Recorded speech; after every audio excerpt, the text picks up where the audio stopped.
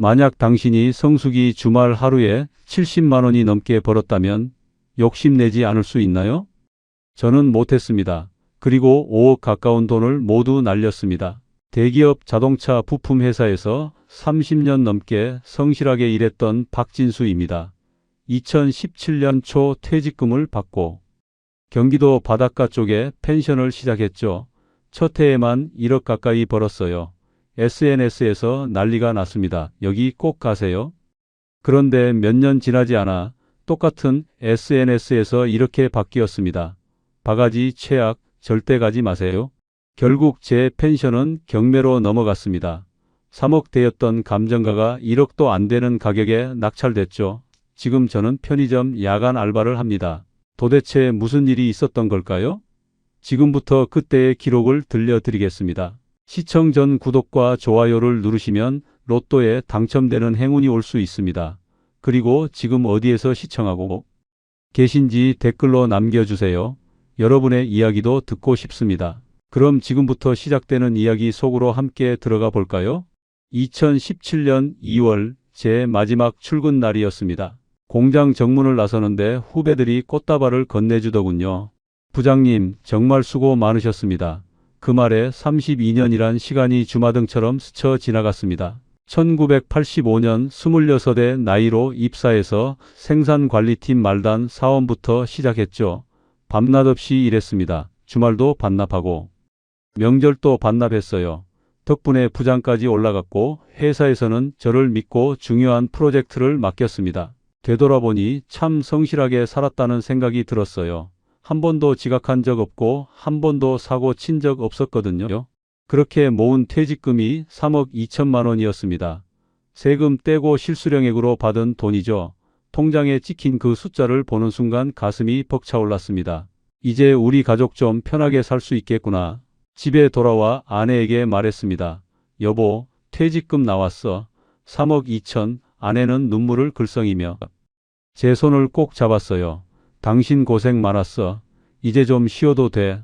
우리 부부는 그날 저녁 오랜만에 외식을 했습니다. 고깃집에서 삼겹살 몇 인분 시키고 소주 한잔 하는데 정말 행복했어요. 그런데 며칠 뒤부터 고민이 시작됐습니다. 58이라는 나이가 은퇴하기엔 너무 이른 거예요. 앞으로 20년은 더 살아야 하는데 이 돈만 가지고는 불안했습니다. 아들 민준이는 아직 대학교 3학년이었고 딸 수진이는 직장에 다니긴 하지만 결혼 자금도 준비해줘야 했거든요. 뭔가 해야 하는데 그 생각이 머릿속을 떠나지 않았습니다. 어느 주말 아내와 함께 드라이브를 나갔습니다. 목적지는 경기도 서해안 쪽 바닷가였어요. 시원한 바람 쐬면서 앞으로 뭘 할지 생각 좀 해보자는 아내의 제안이었죠. 차를 몰고 해안도로를 달리는데 양쪽으로 펜션들이 줄지어 서 있더군요. 와, 여기 펜션 정말 많다. 아내가 창밖을 보며 말했습니다. 저도 신기해서 이곳저곳 둘러봤어요. 2층짜리 건물들이 바다를 향해 쭉 늘어서 있었고 주차장마다 차들이 빼곡했습니다. 주말이라 그런지 사람들로 북적였어요. 점심을 먹으러 한 식당에 들어갔습니다. 조개구이 전문점이었는데 웨이팅이 30분이나 걸렸어요. 장사 진짜 잘 되나 보네. 제가 중얼거렸죠. 드디어 자리에 앉아 조개구이 2인분을 시켰습니다. 계산서를 받아보니 7만 원이 나왔어요. 좀 비싸네? 했지만 바다 앞이니까 그러려니 했습니다. 식사를 마치고 나오는데 옆 테이블 사장님으로 보이는 분이 직원에게 말하더군요. 오늘 매출 괜찮네. 이 정도면 이번 주말만 500은 넘기겠어. 그 말이 제 귀에 꽂혔습니다. 주말 이틀에 500만 원이라니 한 달이면 2천만 원이 넘는 거잖아요. 해안도로를 따라 더 걸어가 봤습니다. 펜션 입구마다 만실 팻말이 붙어 있었어요. 한 펜션 앞에서 잠깐 구경하고 있는데 사장님으로 보이는 분이 나와서 말을 걸었습니다. 구경하세요? 다음 주말은 아직 방 하나 남았는데. 아, 네, 그냥 구경만 하고 있어요. 제가 답했죠. 그분이 웃으며 말했습니다. 요즘 주말엔 미리 예약 안 하면 방 구하기 힘들어요. 저희도 한 달 전부터 예약 받거든요. 차로 돌아오는 길에 아내가 말했습니다. 여보, 펜션 사업 어때? 당신 회사 다닐 때 관리 잘했잖아. 저도 그 생각을 하고 있었어요. 글쎄, 한번 알아볼까? 그날 밤 집에 돌아와서 인터넷을 뒤졌습니다. 펜션 창업 관련 정보들을 찾아봤죠. 초기 투자 비용, 운영 방법, 수익 구조 같은 것들이요. 찾아보니 생각보다 그리 복잡해 보이지 않았어요. 건물 짓거나 사고, 인테리어하고 손님 받으면 되는 거였습니다. 이거 할 만한데? 점점 확신이 들었습니다. 32년간 공장 관리를 해온 저였잖아요. 펜션 하나 관리하는 게 뭐가 어렵겠어요. 오히려 제 경험을 살릴 수 있을 것 같았습니다. 며칠 뒤 가족 회의를 열었습니다. 아내와 딸 수진이, 아들 민준이를 모두 모아놓고 말했죠. 내가 펜션 사업을 해볼까 하는데 어떻게 생각해? 아내가 먼저 찬성했습니다. 나는 좋아. 당신이 집에만 있으면 답답할 것 같아. 뭔가 하는 게 낫지. 딸 수진이도 고개를 끄덕였어요. 아빠 관리 능력 좋으시잖아요. 잘하실 것 같은데요? 아들 민준이만 조금 걱정스러운 표정이었습니다. 아빠, 근데 돈이 많이 들잖아요. 괜찮아요? 제가 웃으며 답했죠. 퇴직금도 있고 은행 대출 조금 받으면 될 것 같아. 아빠가 다 알아서 할게. 그렇게 결정이 났습니다. 2017년 3월부터 본격적으로 물건을 알아보기 시작했어요. 경기도 서해안 쪽을 집중적으로 돌아다녔습니다. 매물로 나온 펜션들도 보고 땅만 있는 곳도 봤죠. 한 달 정도 알아본 끝에 마음에 드는 물건을 찾았습니다. 바다가 바로 앞에 보이는 대지 100평 정도 되는 땅이었어요. 건물은 없었지만 위치가 정말 좋았습니다. 가격은 2억이었고요. 여기에 건물을 지으면 괜찮겠다 싶었습니다. 건축비를 알아보니 2층짜리 펜션으로 객실 5개 정도 만들려면 2억 정도 더 들어간다고 했어요. 거기에 인테리어랑 가구, 집기까지 하면 1억은 더 필요했습니다. 총 5억이 필요한 거였죠. 제 퇴직금은 3억 2천만 원이었습니다. 부족한 돈은 은행 대출을 받기로 했어요. 1억 8천만 원을 대출받았습니다. 이자는 연 4% 정도였고 원금 상환은 유예하고 이자만 내는 조건이었죠. 계산해보니 월 60만 원 정도 나왔습니다. 이 정도는 충분히 감당할 수 있어 저는 자신이 있었습니다. 주변 펜션들 보니까 성수기엔 하루에 100만 원씩도 벌던데 월 60만 원 이자가 뭐가 문제겠어요. 2017년 5월 드디어 계약을 했습니다. 땅을 사고 건축 계약도 체결했어요. 시공사와 상담하면서 제가 직접 설계에도 참여했습니다. 32년간 공장 관리하면서 쌓은 노하우를 여기서 다 쏟아부었죠. 객실은 오션뷰가 다 보이게 해주세요. 그리고 각 방마다 독립적인 테라스도 만들어주세요. 디테일 하나하나까지 신경 썼습니다. 욕실도 넓게, 침대도 킹사이즈로, 가구는 고급스럽게 하되 실용적으로요. 공사 기간 동안 저는 거의 매일 현장에 나갔습니다. 아침 일찍 나가서 저녁 늦게까지 감리를 했어요. 시공이 제대로 되고 있는지 일일이 확인했습니다. 아내는 걱정했지만 저는 즐거웠어요. 이게 내 일이야. 당연히 열심히 해야지. 6개월간의 공사 끝에 2017년 11월 드디어 펜션이 완공됐습니다. 건물을 보는 순간 정말 뿌듯했어요. 하얀색 외관의 큰 창문들, 바다가 한눈에 들어오는 테라스, 제가 상상했던 것보다 훨씬 멋있게 나왔습니다. 펜션 이름은 바다향기로 정했습니다. 아내가 지은 이름이었죠.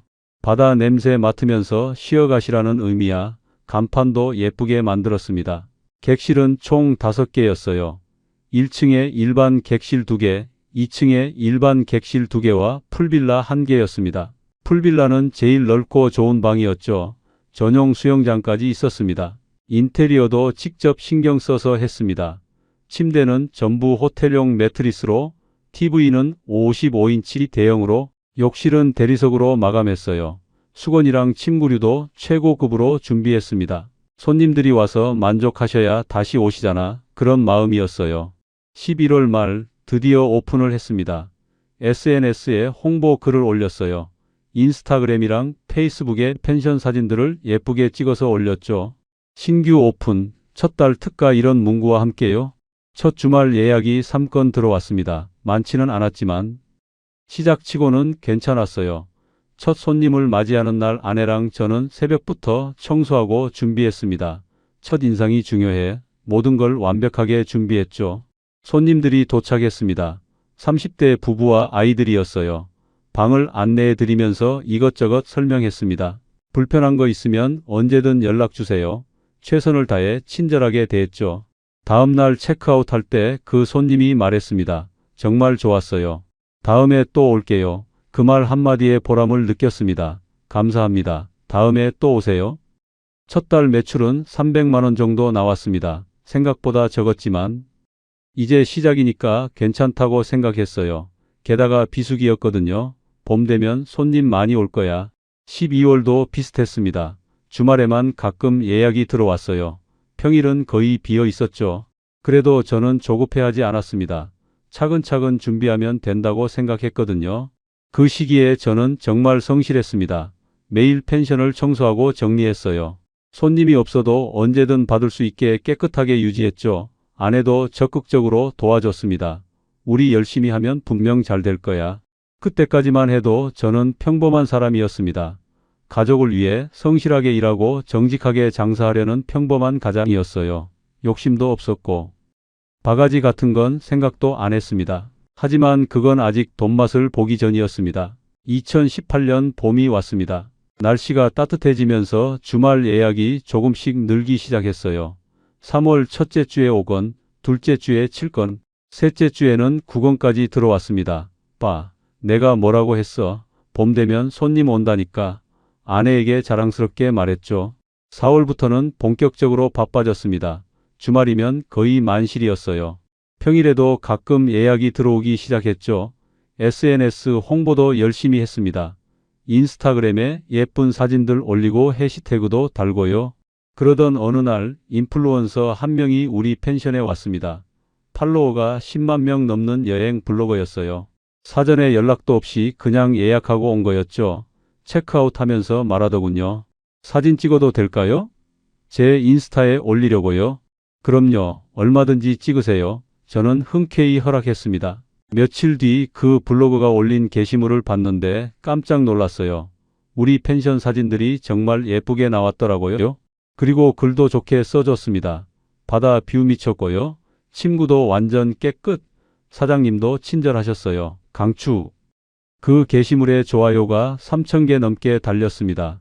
댓글도 수백 개 달렸어요. 여기 어디예요? 예약 어떻게 해요? 이런 질문들이 쏟아졌죠. 그날부터 전화가 미친 듯이 걸려왔습니다. 다음 주말 방 있어요? 풀빌라 예약 가능한가요? 하루에 전화를 20통 넘게 받았어요. 예약 문의가 폭주했습니다. 순식간에 5월 주말 예약이 다 찼습니다. 6월 주말도 절반 이상 예약이 들어왔어요. 이게 무슨 일이야? 저는 믿기지 않았습니다. 불과 한 달 전만 해도 한가했는데 갑자기 이렇게 바빠진 거예요. 5월 매출을 계산해 봤습니다. 1,800만 원이 나왔어요. 처음으로 월 1,500만 원을 넘긴 거였죠. 고정비 빼고 나니 순이익이 1,200만 원 정도 됐습니다. 한 달에 1,000만 원 넘게 번 거예요. 여보, 우리 대박 났어. 아내에게 통장을 보여줬습니다. 아내도 놀라서 눈이 휘둥그레졌죠. 헐, 진짜? 이게 한 달 매출이야? 응, 이제 시작이야. 여름 되면 더 벌 거야. 저는 자신감이 넘쳤습니다. 여름이 다가오면서 예약은 더욱 폭주했습니다. 7월과 8월은 벌써부터 주말이 다 찼어요.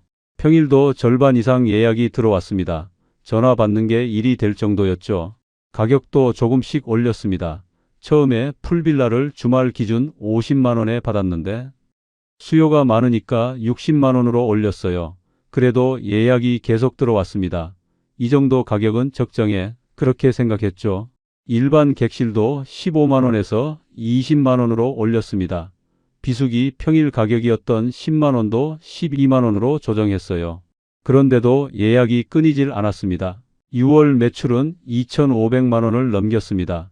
순이익만 2천만 원 가까이 됐어요.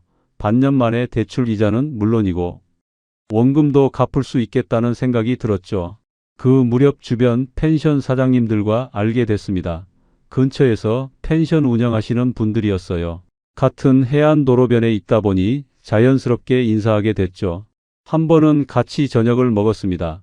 소주 한잔 하면서 이런저런 얘기를 나눴어요. 다들 장사가 잘 된다고 했습니다. 요즘 미친 듯이 바쁘지? 맞아, 주말은 진짜 정신없어. 그중 한 분이 말했습니다. 근데 우리 너무 싸게 받는 거 아니야? 다른 데 보면 우리보다 비싼 데도 많던데. 다른 분도 맞장 굳혔어요. 맞아. 조금 더 받아도 손님들 올 것 같은데. 그 말이 제 머릿속에 남았습니다. 돌아오는 길에 생각해 봤어요. 지금도 예약이 넘치는데 가격을 더 올려도 되지 않을까? 어차피 주말은 다 차는데. 조금 비싸게 받으면 더 벌 수 있잖아. 아내와 상의했습니다. 여보, 주말 가격 좀 더 올릴까? 지금도 예약 밀려서 받지도 못하는 손님들이 많아. 아내도 동의했어요. 그래, 수요가 있으면 가격 올리는 게 맞지. 7월부터 주말 가격을 대폭 올렸습니다. 풀빌라를 70만 원으로, 일반 객실을 25만 원으로 책정했어요. 그런데도 예약은 계속 들어왔습니다.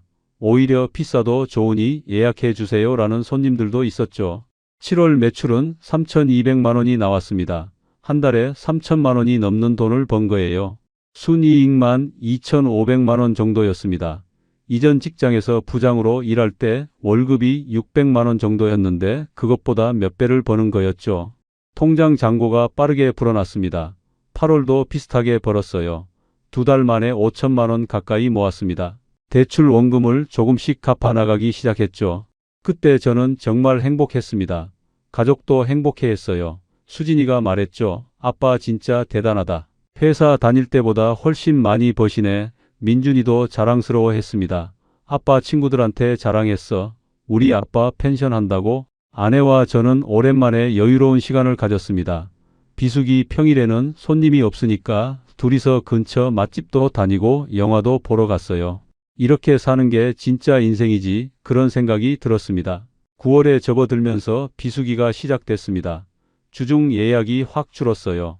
그래도 주말은 여전히 붐볐죠. 한 달 매출이 1,500만 원 정도로 떨어졌지만 그래도 나쁘지 않았습니다. 10월, 11월도 비슷했습니다. 주말만 장사가 됐어요. 그래도 월 1,200만 원에서 1,500만 원 정도는 꾸준히 벌었습니다.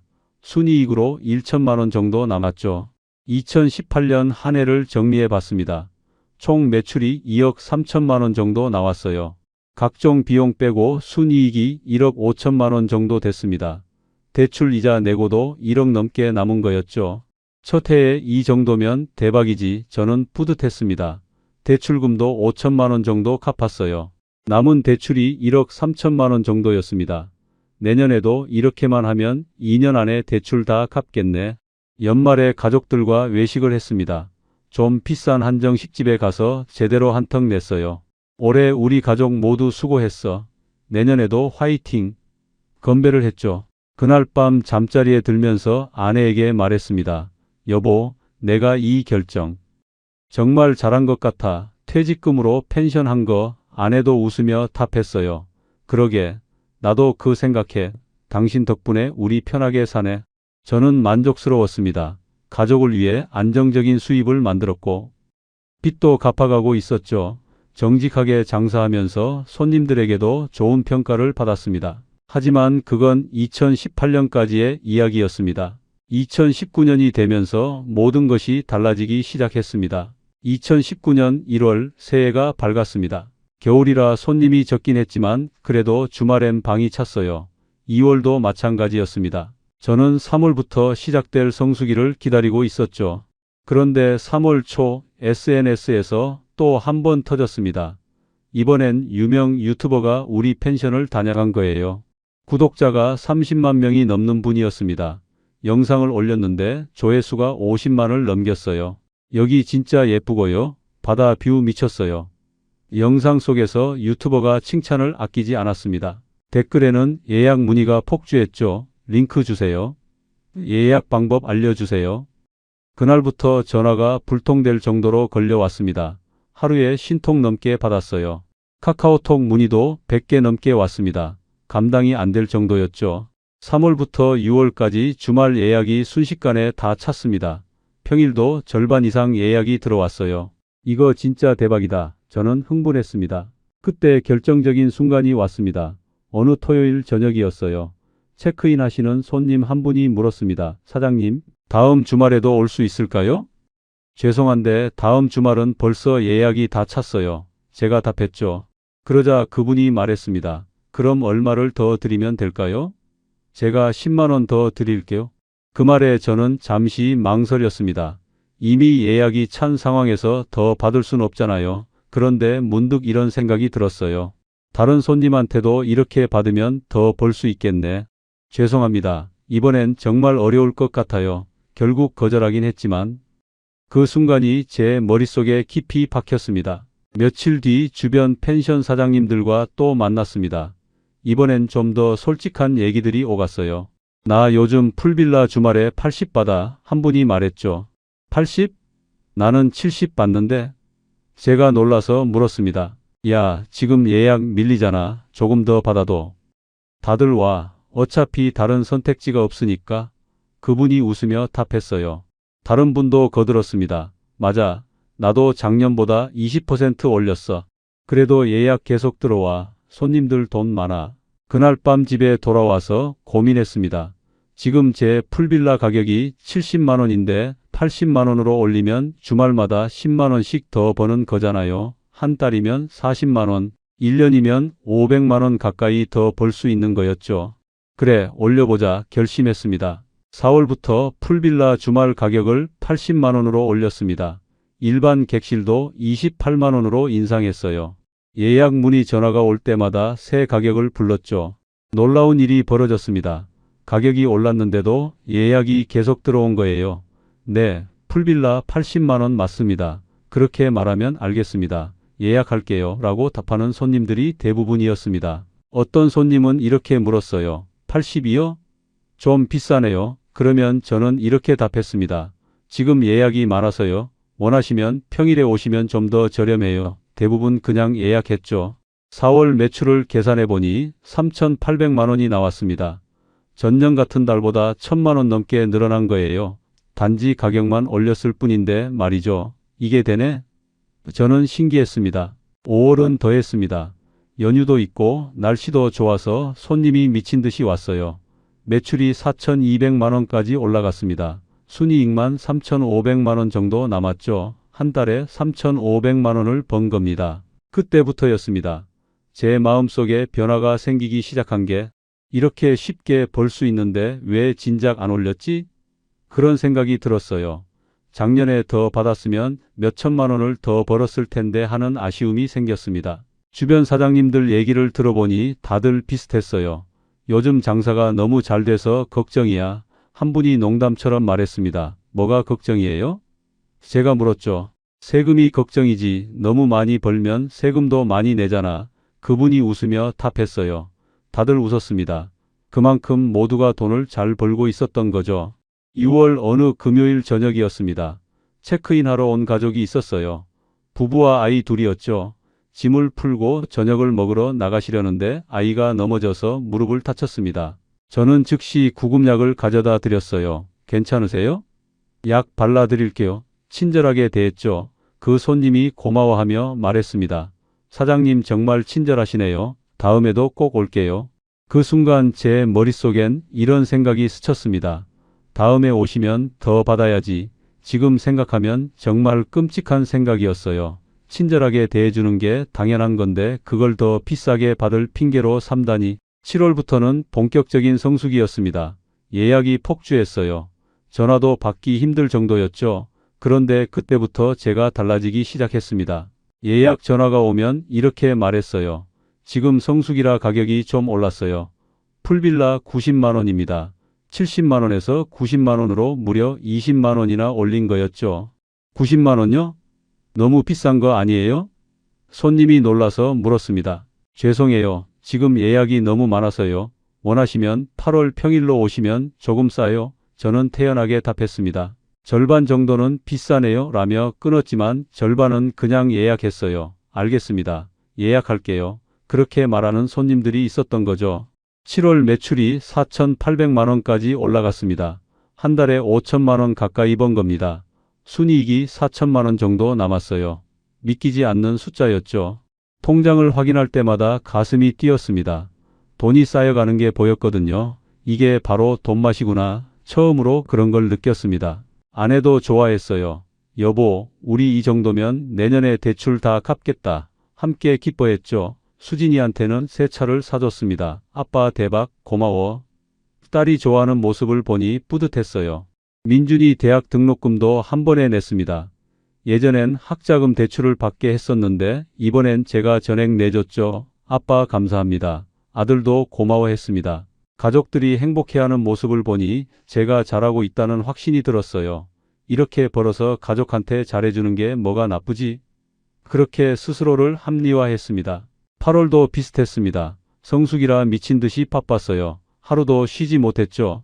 그런데 피곤한 것보다 돈이 들어오는 게 더 좋았습니다. 조금만 더 버티자 그렇게 생각했어요. 8월 매출도 4,500만 원 정도 나왔습니다.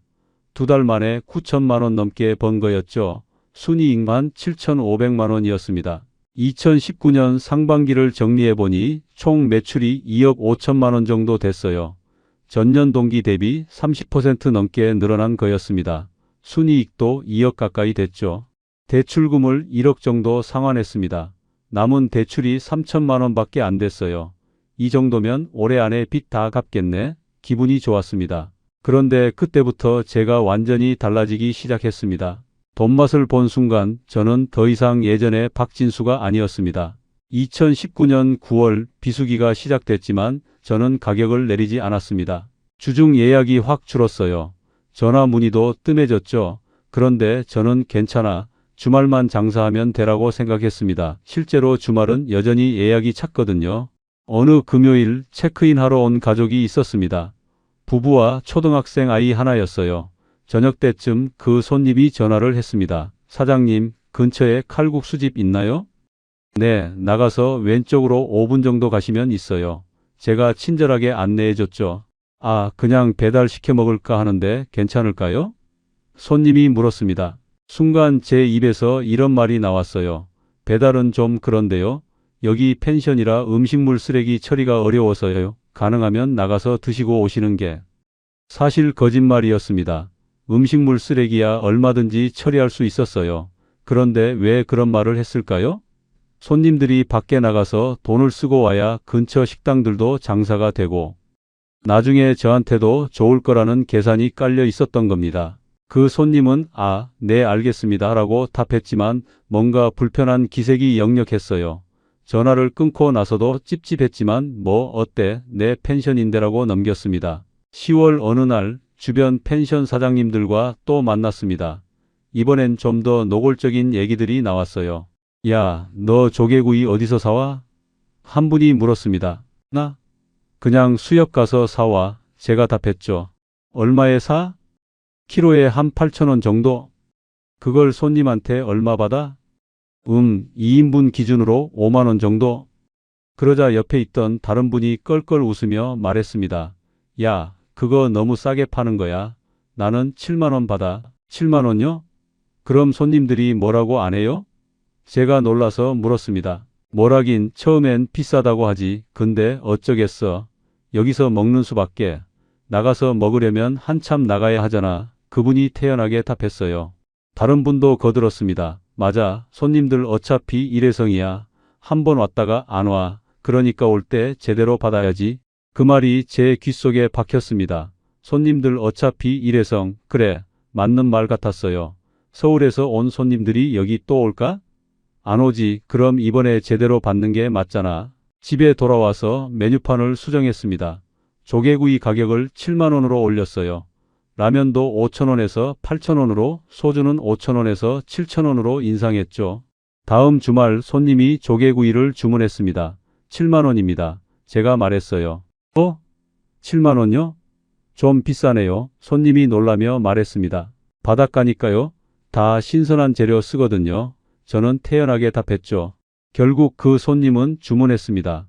먹고 나서 맛있었다는 말은 안 하더군요. 그냥 계산하고 방으로 들어갔어요. 아마 속으로 욕했을 겁니다. 11월쯤부터는 더 심해졌습니다. 손님들이 체크아웃 시간을 30분만 늦춰달라고 하면 추가 요금 3만 원입니다. 라고 했어요. 예전엔 그냥 융통성 있게 해줬는데 이젠 돈을 받은 거죠. 주차장도 문제였습니다. 펜션 앞 주차 공간이 부족해서 길가에 대는 손님들이 있었어요. 그러면 근처 주민이 와서 주차비 내세요 라고 했죠. 처음엔 제가 죄송합니다. 손님들한테 제가 말씀드릴게요 라고 했는데 나중엔 그냥 손님들한테 저기 주차하시려면 주민분한테 주차비 내셔야 해요 라고 떠넘겼습니다. 12월 연말 어느 토요일 저녁이었습니다. 젊은 커플이 체크인했어요. 20대 후반쯤 돼 보이는 분들이었죠. 저녁 먹고 와서 펜션 앞마당에서 폭죽을 터뜨리려는 거예요.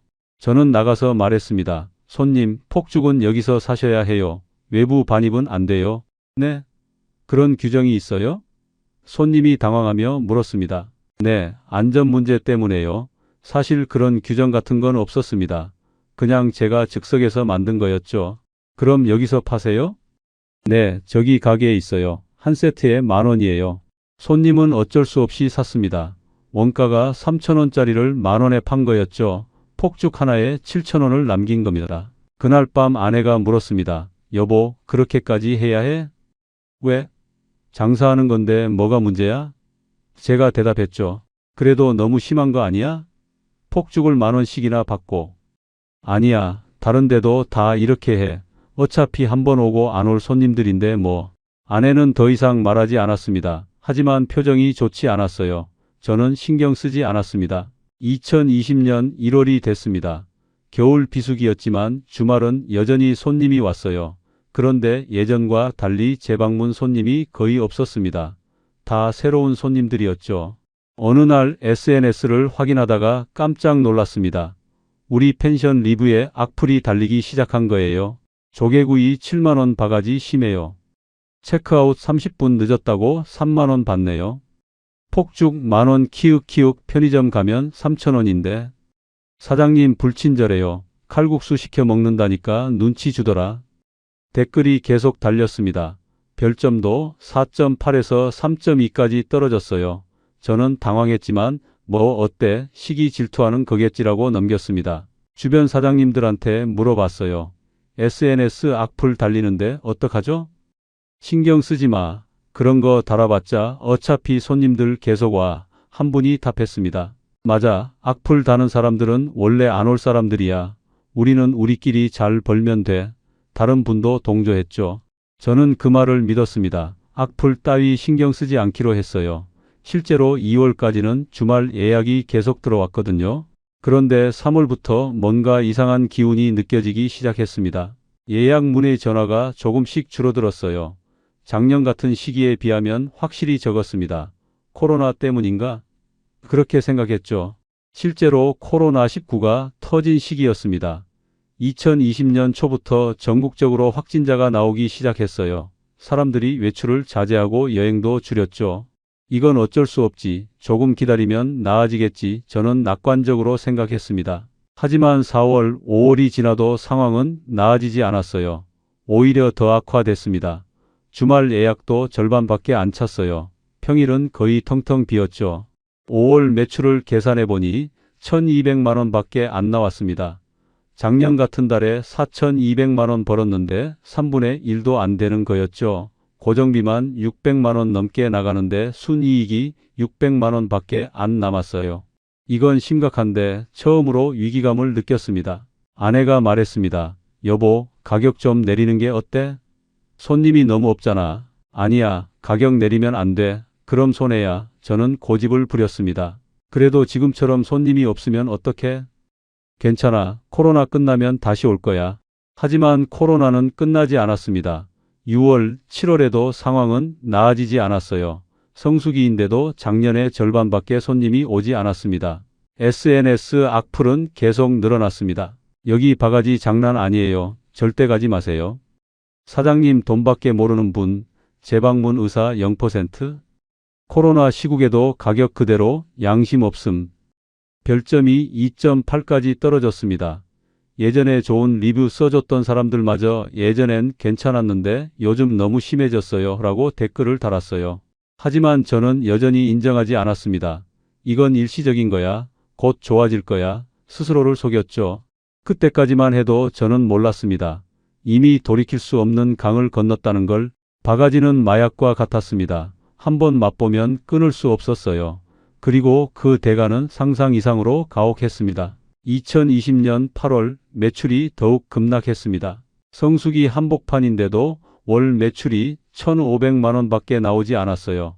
고정비 600만 원 내고 나면 순이익이 900만 원, 작년 같은 달에 4천만 원 남겼는데 이제 900만 원밖에 못 버는 겁니다.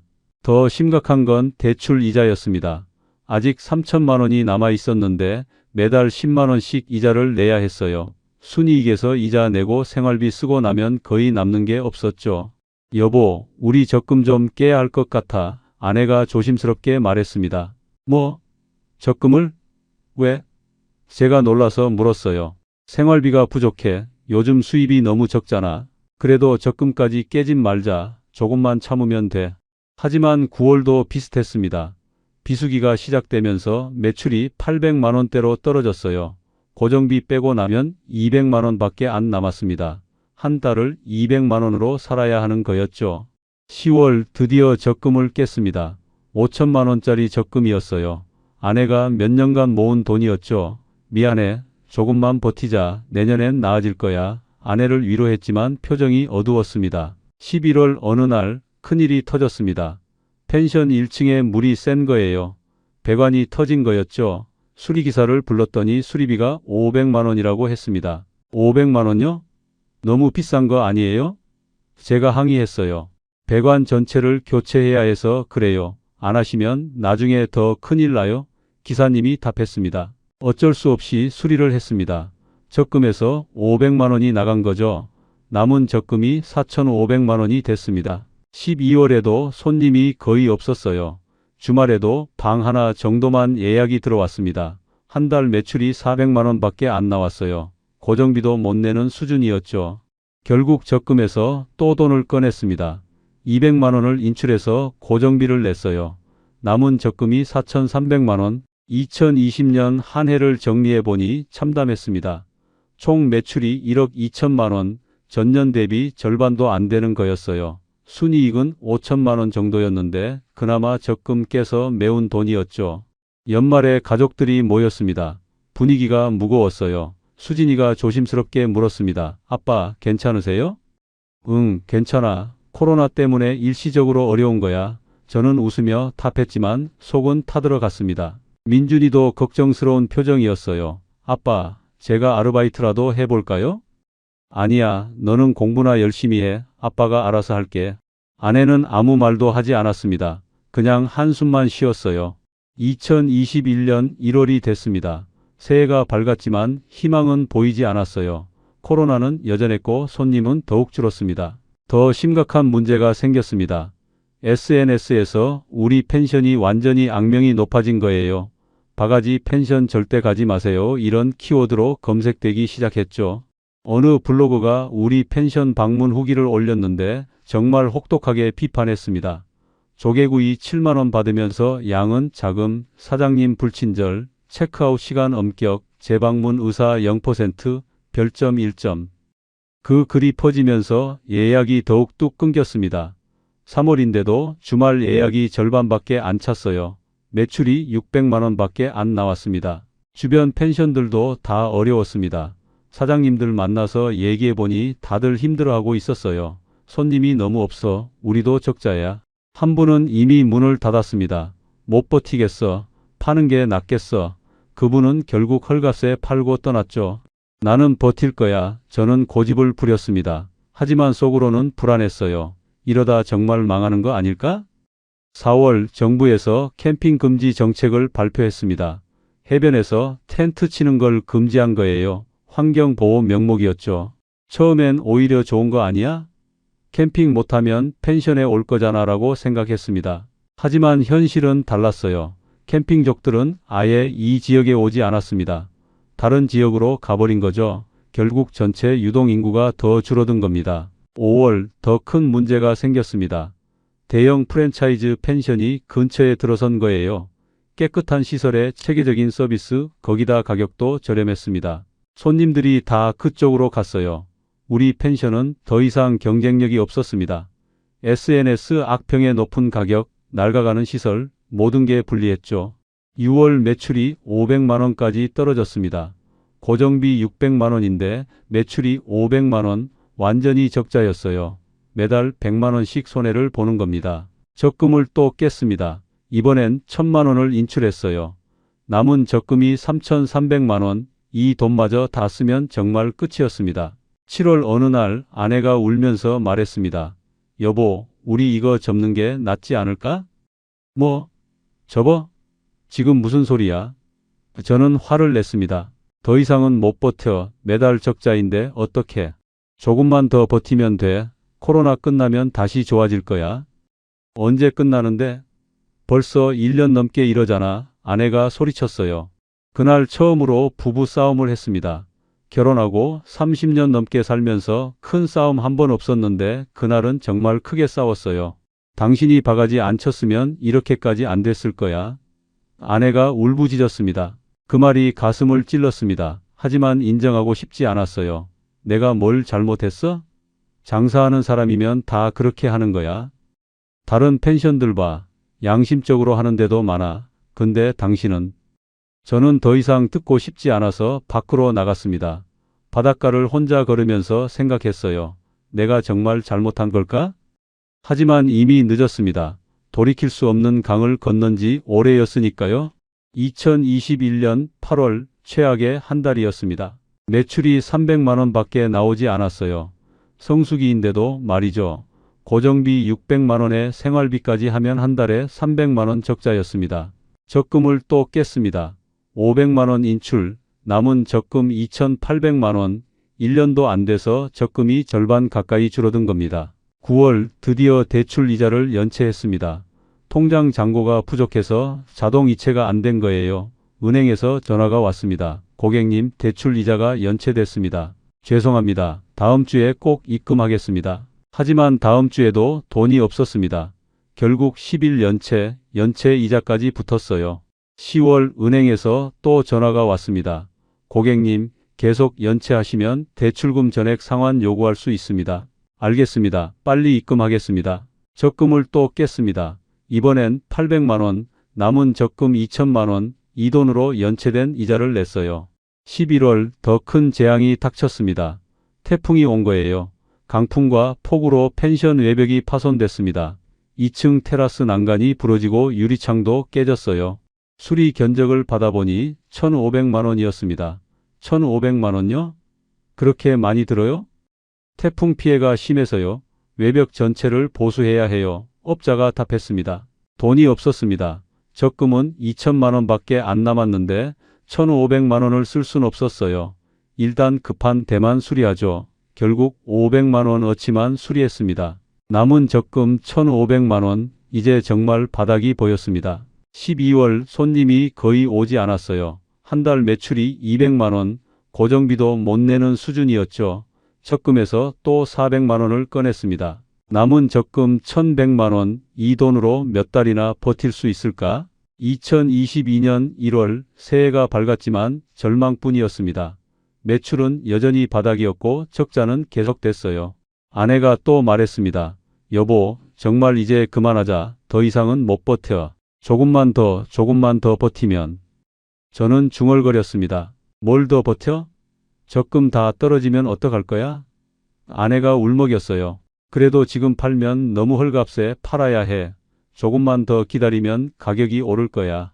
하지만 가격은 오르지 않았습니다. 오히려 계속 떨어졌어요. 2월 은행에서 다시 전화가 왔습니다. 고객님, 대출 상환 계획을 상담하고 싶습니다.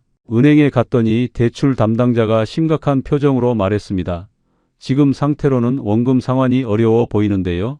펜션을 매각하시는 게 어떻겠습니까? 매각요? 지금 팔면 손해가 너무 커요. 그래도 지금이라도 팔아서 대출 갚으시는 게 낫습니다. 더 늦으면 경매로 넘어갈 수도 있어요. 그 말에 등골이 오싹했습니다. 경매라니? 그건 절대 안 돼. 집에 돌아와서 매물로 내놓기로 했습니다. 부동산에 연락했어요. 펜션 팔려고 하는데요. 부동산에서 나와서 펜션을 둘러봤습니다. 상태가 좀 안 좋네요. 외벽도 파손됐고 시설도 낡았고 그래도 위치는 좋잖아요. 바다 바로 앞이고 제가 항변했죠. 요즘 이쪽 펜션들 매물이 너무 많아요. 경쟁이 심해서 가격을 낮춰야 팔릴 겁니다. 얼마 정도 받을 수 있을까요? 2억 5천 정도면 팔릴 것 같은데요. 2억 5천요? 제가 5억 들여서 지었는데 저는 충격을 받았습니다. 시장 가격이 그래요. 요즘 펜션 사업 다들 어려워서 매물만 쌓여가거든요. 어쩔 수 없이 2억 5천만 원의 매물로 내놓았습니다. 하지만 연락이 오지 않았어요. 한 달이 지나도 두 달이 지나도 아무도 관심을 보이지 않았습니다. 4월 부동산에서 연락이 왔습니다. 가격을 더 내리셔야 할 것 같아요. 2억으로 해보시죠. 2억이요? 그럼 대출도 못 갚는데 그래도 지금은 파는 게 급선무 아닙니까? 결국 2억으로 내렸습니다. 그래도 연락이 없었어요. 5월 적금이 바닥났습니다. 마지막 남은 300만 원을 인출했어요. 이제 정말 한 푼도 없었습니다. 대출 이자를 또 연체했습니다. 이번엔 2개월 연체, 은행에서 경고장이 날아왔어요. 대출금 전액 상환하지 않으면 법적 조치를 취하겠습니다. 6월 드디어 경매 통지서가 날아왔습니다. 은행에서 경매를 신청한 거예요. 경매 개시 결정, 감정가 3억 5천만 원, 손에 든 종이가 떨렸습니다. 경매라니 이게 현실인가? 아내에게 보여줬습니다. 여보, 경매 통지서가. 아내는 그 종이를 보더니 주저앉아 울었습니다. 이제 어떻게? 저도 같이 울었습니다. 32년간 모은 퇴직금, 아내가 몇 년간 모은 적금, 모든 게 사라지는 순간이었어요. 7월 첫 경매가 열렸습니다. 감정가 3억 5천만 원, 하지만 유찰됐어요. 아무도 입찰하지 않은 겁니다. 8월 두 번째 경매, 최저가 2억 8천만 원으로 낮아졌지만 역시 유찰. 9월 세 번째 경매, 최저가 2억 2천만 원, 또 유찰. 10월 네 번째 경매, 최저가 1억 8천만 원, 이번에도 유찰. 그 과정을 지켜보는 게 정말 고통스러웠습니다. 제가 5억 들여서 지은 펜션이 점점 헐값이 되어가는 걸 보는 게. 11월 다섯 번째 경매, 최저가 1억 4천만 원, 드디어 한 분이 입찰했습니다. 하지만 낙찰가는 8,500만 원이었습니다. 감정가 3억 5천만 원의 4분의 1도 안 되는 가격. 경매 결과를 통보받은 날 저는 펜션 거실 바닥에 주저앉았습니다. 5억 투자해서 8,500만 원 받은 거예요. 4억 1,500만 원 손해를 본 겁니다. 게다가 대출금 3천만 원은 여전히 남아 있었습니다. 경매 대금으로 대출을 갚고 나니 제 손에 남은 건 5,500만 원, 5억이 5,500만 원이 된 겁니다. 아니, 대출 3천만 원 갚아야 하니까 실제로는 2,500만 원밖에 안 남은 거죠. 아내가 멀리서 등을 돌리고 서 있었습니다. 뭐라고 말을 걸 수가 없었어요. 제가 모든 걸 망쳤으니까. 12월 펜션을 비워야 했습니다. 낙찰자가 명도를 요구한 거예요. 짐을 싸면서 눈물이 났습니다. 5년간의 추억들, 처음 오픈했을 때의 기쁨, 손님들의 웃음소리, 가족들의 행복했던 순간들, 모든 게 주마등처럼 스쳐 지나갔습니다. 마지막 날 펜션 문을 잠그고 나오면서 뒤돌아봤습니다. 바다향기라는 간판이 바람에 흔들리고 있었어요. 미안해, 정말 미안해. 누구한테 하는 말인지도 모르겠었습니다. 손님들한테? 가족한테? 아니면 저 자신한테? 차를 타고 떠나면서 백미러로 펜션을 마지막으로 봤습니다. 점점 작아지는 건물을 보면서 생각했어요. 내가 욕심만 안 부렸어도, 바가지만 안 썼어도. 하지만 이미 늦었습니다. 모든 게 끝난 겁니다. 2023년 1월 우리 가족은 작은 빌라로 이사했습니다. 전세 5천만 원짜리 빌라였어요. 경매 대금 남은 돈으로 전세금 내고 나니 생활비는 거의 없었습니다. 이제 어떡하지 막막했습니다. 60세 나이에 다시 취업을 한다는 게 쉬운 일이 아니었거든요. 구인 사이트를 뒤졌습니다. 하지만 60세를 받아주는 곳은 많지 않았어요. 경비, 청소, 배달 같은 일자리뿐이었죠. 처음엔 자존심이 상했습니다. 대기업에서 32년 일하고 부장까지 올라간 제가 경비를 한다고? 말도 안 돼. 하지만 먹고 살아야 했습니다. 아내도 일을 나가야 한다고 했어요. 나도 마트에 가서 일할게. 여보, 미안해. 제가 말했습니다. 이제 미안하다는 말 하지 마. 일이나 하자. 아내의 목소리가 차가웠어요. 2월 편의점 야간 알바 자리를 구했습니다. 밤 10시부터 아침 6시까지 시급 9,860원. 첫 출근 날 파란색 유니폼을 입고 거울을 봤습니다. 거울 속 제 모습이 낯설었어요. 이게 나야? 편의점 사장님이 말했습니다. 할 일은 간단해요. 손님 응대하고 물건 정리하고 청소하면 돼요. 네, 알겠습니다. 고개를 숙였습니다. 첫날 밤은 정말 길었습니다. 새벽 2시쯤 손님 한 명이 들어왔어요. 라면 하나 사더니 여기서 끓여 먹어도 돼요? 라고 물었죠. 네, 그러세요. 제가 답했습니다. 라면을 끓여 드리면서 생각했어요.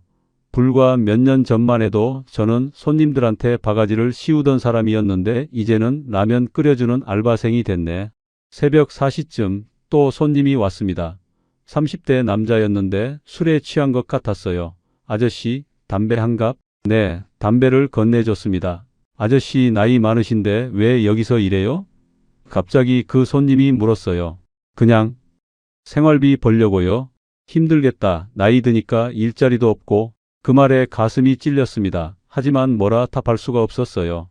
3월 어느 날 편의점에 손님 한 분이 들어왔습니다. 40대 남자였는데 얼굴이 낯익었어요. 잠시 후 그분이 저를 알아봤습니다.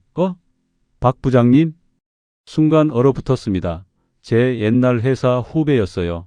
아, 안녕하세요. 어색하게 인사했습니다. 부장님, 여기서 뭐 하세요? 그분이 놀란 표정으로 물었어요. 아, 그냥 일 좀 하고 있어요. 일이요? 편의점에서요? 네. 어색한 침묵이 흘렀습니다. 그분은 음료수 하나 사고 나갔어요. 그럼 수고하세요. 문이 닫히고 나서 눈물이 났습니다. 32년간 쌓아온 자존심이 무너지는 소리가 들렸어요.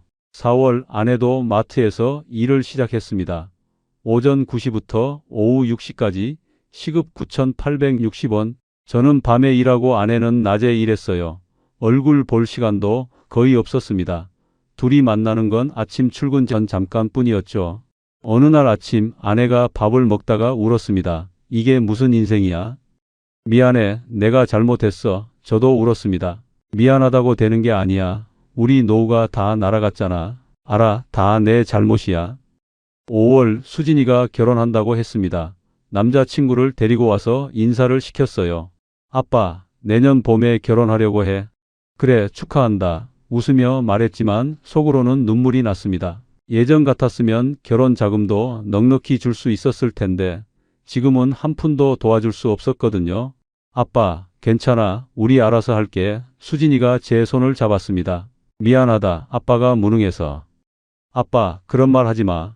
하지만 딸 결혼식 비용도 못 대주는 아빠가 무슨 아빠인가 자괴감이 들었습니다.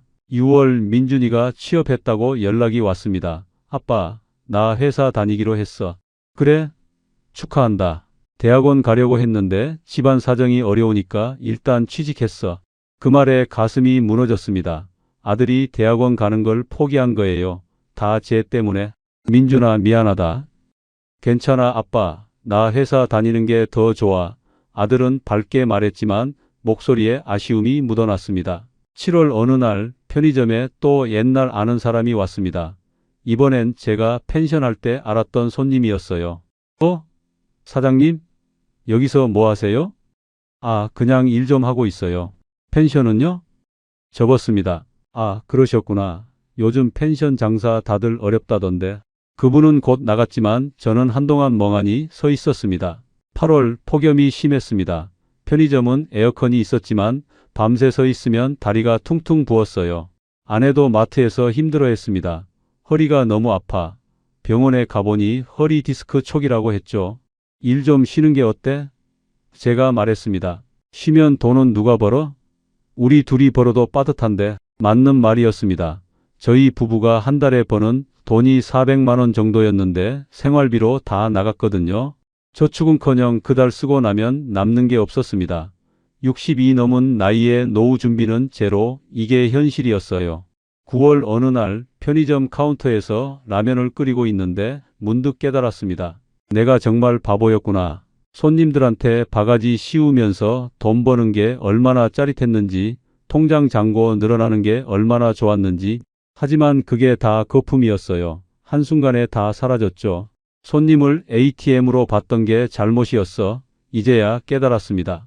바가지는 마약 같은 거였어요. 한번 맛보면 끊을 수 없고 결국엔 모든 걸 잃게 되는. 10월 아내와 오랜만에 같이 저녁을 먹었습니다. 여보, 정말 미안해. 이제 그만해. 계속 미안하다고 하면 뭐해. 그래도 할 말은 해야지. 내가 욕심만 안 부렸어도. 됐어. 이미 지나간 일이야. 하지만 아내 눈에는 여전히 서운함이 가득했습니다. 30년 넘게 같이 산 부부인데 이렇게 멀어진 느낌은 처음이었어요. 11월 편의점 사장님이 말했습니다. 박 선생님, 일 잘하시네요. 계속 다니실 거죠? 네, 감사합니다. 나이 드셔도 성실하시니까 좋아요. 성실하다는 말에 씁쓸했습니다. 예전엔 성실하지 않았거든요. 손님들 바가지 씌우고 눈치 주고 그랬으니까. 12월 연말 가족들이 모였습니다. 수진이와 민준이도 왔어요. 조촐하게 외식을 했습니다. 저렴한 분식집에서 떡볶이랑 김밥 먹었죠. 예전엔 한정식집 가서 제대로 먹었는데. 아빠 건강하세요. 수진이가 말했습니다. 응, 아빠는 괜찮아. 너희들만 잘 살아라. 민준이도 덧붙였어요. 아빠, 제가 돈 벌면 효도할게요. 그래, 고맙다. 식사를 마치고 집에 돌아왔습니다. 침대에 누워서 천장을 바라봤어요. 나는 왜 이렇게 됐을까? 답은 명확했습니다. 욕심 때문이었죠. 돈맛을 보고 바가지를 씌우기 시작한 그 순간부터 모든 게 잘못된 겁니다. 하지만 이제 와서 후회해도 소용없었습니다. 시간은 되돌릴 수 없으니까요. 다만 한 가지, 제 이야기가 누군가에게 교훈이 되었으면 하는 바람뿐이었습니다.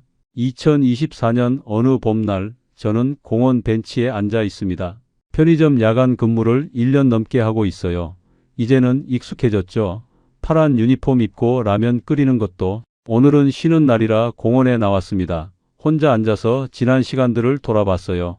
2017년 펜션을 시작할 때만 해도 저는 평범한 사람이었습니다. 가족을 위해 안정적인 수입을 만들고 싶었을 뿐이었죠. 처음 1년은 정말 성실했어요. 손님들한테 친절했고 가격도 양심적이었습니다. 그때는 행복했어요. 하지만 2018년 돈맛을 보면서 모든 게 변했습니다. 가격을 올려도 손님이 오니까 계속 올렸어요. 바가지를 씌워도 예약이 차니까 더 심하게 했죠.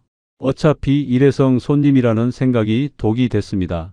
다시 안 올 손님이니까 이번에 제대로 벌어야 한다는 마인드. 조개구이 7만원, 라면 8,000원, 폭죽 1만원, 체크아웃 늦으면 추가 요금, 칼국수만 시키면 눈치. 지금 생각하면 정말 부끄럽습니다. 어떻게 그렇게 할 수 있었을까? 그렇게 2년 동안은 정말 많이 벌었어요. 1억 넘게 벌었죠. 통장 잔고 늘어나는 게 너무 좋았습니다. 하지만 그게 다 거품이었어요. SNS 악플이 쌓이고 재방문 손님이 사라지고 입소문이 나빠지면서 손님이 뚝 끊겼죠. 코로나가 터지고 여행 트렌드가 바뀌면서 결정타를 맞았습니다. 해외여행 선호, 차박붐, 캠핑 금지까지 모든 게 불리하게 돌아갔어요. 2021년부터는 적자가 시작됐고 결국 2022년 경매로 넘어갔습니다. 5억 투자해서 8,500만 원 받았죠. 4억 넘게 손해본 겁니다. 지금 저는 편의점 알바로 근근히 살아가고 있습니다. 60세 나이에 시급 9,860원 받으면서요. 이 자리를 빌려 제가 배운 교훈을 말씀드리고 싶습니다. 첫 번째, 바가지는 단기 이익일 뿐 장기적으론 자살 행위입니다. 한 번 바가지 썼다는 소문이 나면 절대 회복할 수 없어요. 특히 요즘 같은 SNS 시대에는 악평 하나가 치명타입니다. 두 번째, 손님을 일회성으로 보는 순간 끝입니다. 어차피 다시 안 와라고 생각하면 양심을 저버리게 돼요. 그런데 그게 쌓이면 결국 아무도 안 오게 됩니다. 세 번째, 우리만 그런 게 아니야는 함정입니다. 다들 바가지 씌운다고 나도 따라하면 지역 전체가 망해요. 공멸의 길이죠. 네 번째, 돈맛은 마약과 같습니다. 한 번 많이 벌면 계속 그만큼 벌고 싶어져요. 가격 내리는 게 아까워지고 더 욕심내게 되죠. 그게 바로 파멸의 시작입니다. 다섯 번째, 트렌드 변화는 가혹합니다. 아무리 잘 나가도 시대가 바뀌면 끝이에요. 해외여행 붐, 차박 트렌드, 캠핑 문화 같은 큰 흐름을 읽지 못하면 살아남을 수 없습니다. 여섯 번째, 양심을 잃으면 다 잃습니다. 돈을 많이 벌어도 양심 없이 번 돈은 결국 다 사라져요. 그리고 가족까지 불행하게 만들죠. 일곱 번째, 후회해도 늦습니다. 이미 망가진 신뢰는 되돌릴 수 없어요. 날린 돈도 다시 못 모읍니다. 깨진 가족 관계도 쉽게 회복되지 않죠. 저는 이 모든 걸 뼈저리게 배웠습니다. 4억이 넘는 돈과 가족의 행복을 대가로 말이죠. 지금 제 이야기를 듣는 여러분께 간곡히 부탁드립니다. 장사를 하시든 투자를 하시든 절대 바가지 씌우지 마세요. 손님을 ATM으로 보지 마세요. 단기 이익에 눈멀면 장기적으론 다 잃습니다. 양심적으로 장사하고 정직하게 살아야 지속 가능해요. 저는 이제 60이 넘었고 노후 준비는 제로입니다. 앞으로 20년은 더 일해야 할 거예요. 편의점 알바든 경비든 뭐든 하면서 말이죠. 딸 결혼식 비용도 못 대줬고 아들 대학원도 포기시켰습니다. 아내와의 관계도 예전 같지 않아요. 이 모든 게 제 욕심 때문이었습니다. 만약 2018년으로 돌아갈 수 있다면 저는 절대 가격을 올리지 않을 겁니다. 바가지 같은 건 쳐다보지도 않을 거예요. 하지만 시간은 되돌릴 수 없습니다. 다만 제 실패가 누군가에게 교훈이 되길 바랄 뿐입니다. 여러분, 절대 욕심내지 마세요. 바가지 씌우지 마세요. 손님을 소중히 여기세요. 양심적으로 장사하세요. 단기 이익보다 장기 신뢰가 중요합니다. 돈을 많이 버는 것보다 지속 가능하게 버는 게 중요해요. 저처럼 모든 걸 잃고 나서 후회하지 마세요. 지금이라도 양심을 지키며 사세요.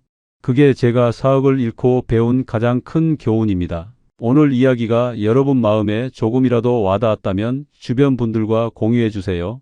누군가는 제 실수를 반복하지 않을 수 있을 겁니다. 우리의 이 사연이 마음에 남았다면 좋아요를 눌러주세요. 그리고 소중한 사람들과 함께 이 이야기를 나눠주시길 바랍니다. 여러분의 한마디가 누군가에겐 큰 위로가 될 수 있습니다. 영상이 마음에 드셨다면 구독과 좋아요 응원 부탁드립니다. 감사합니다. 9억에 판 아파트가 지금 13억이라고요? 부동산 사장의 그 말에 저는 그 자리에 주저앉고 말았습니다.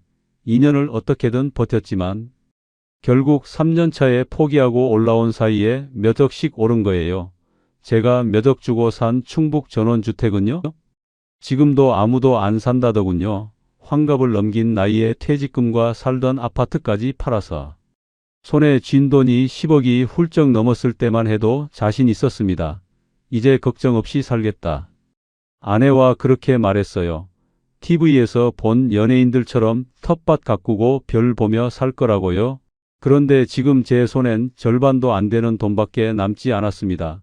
도대체 무슨 일이 있었던 걸까요? 지금부터 그 악몽 같은 인연을 들려드리겠습니다. 시청 전 구독과 좋아요를 누르시면 로또에 당첨되는 행운이 올 수 있습니다.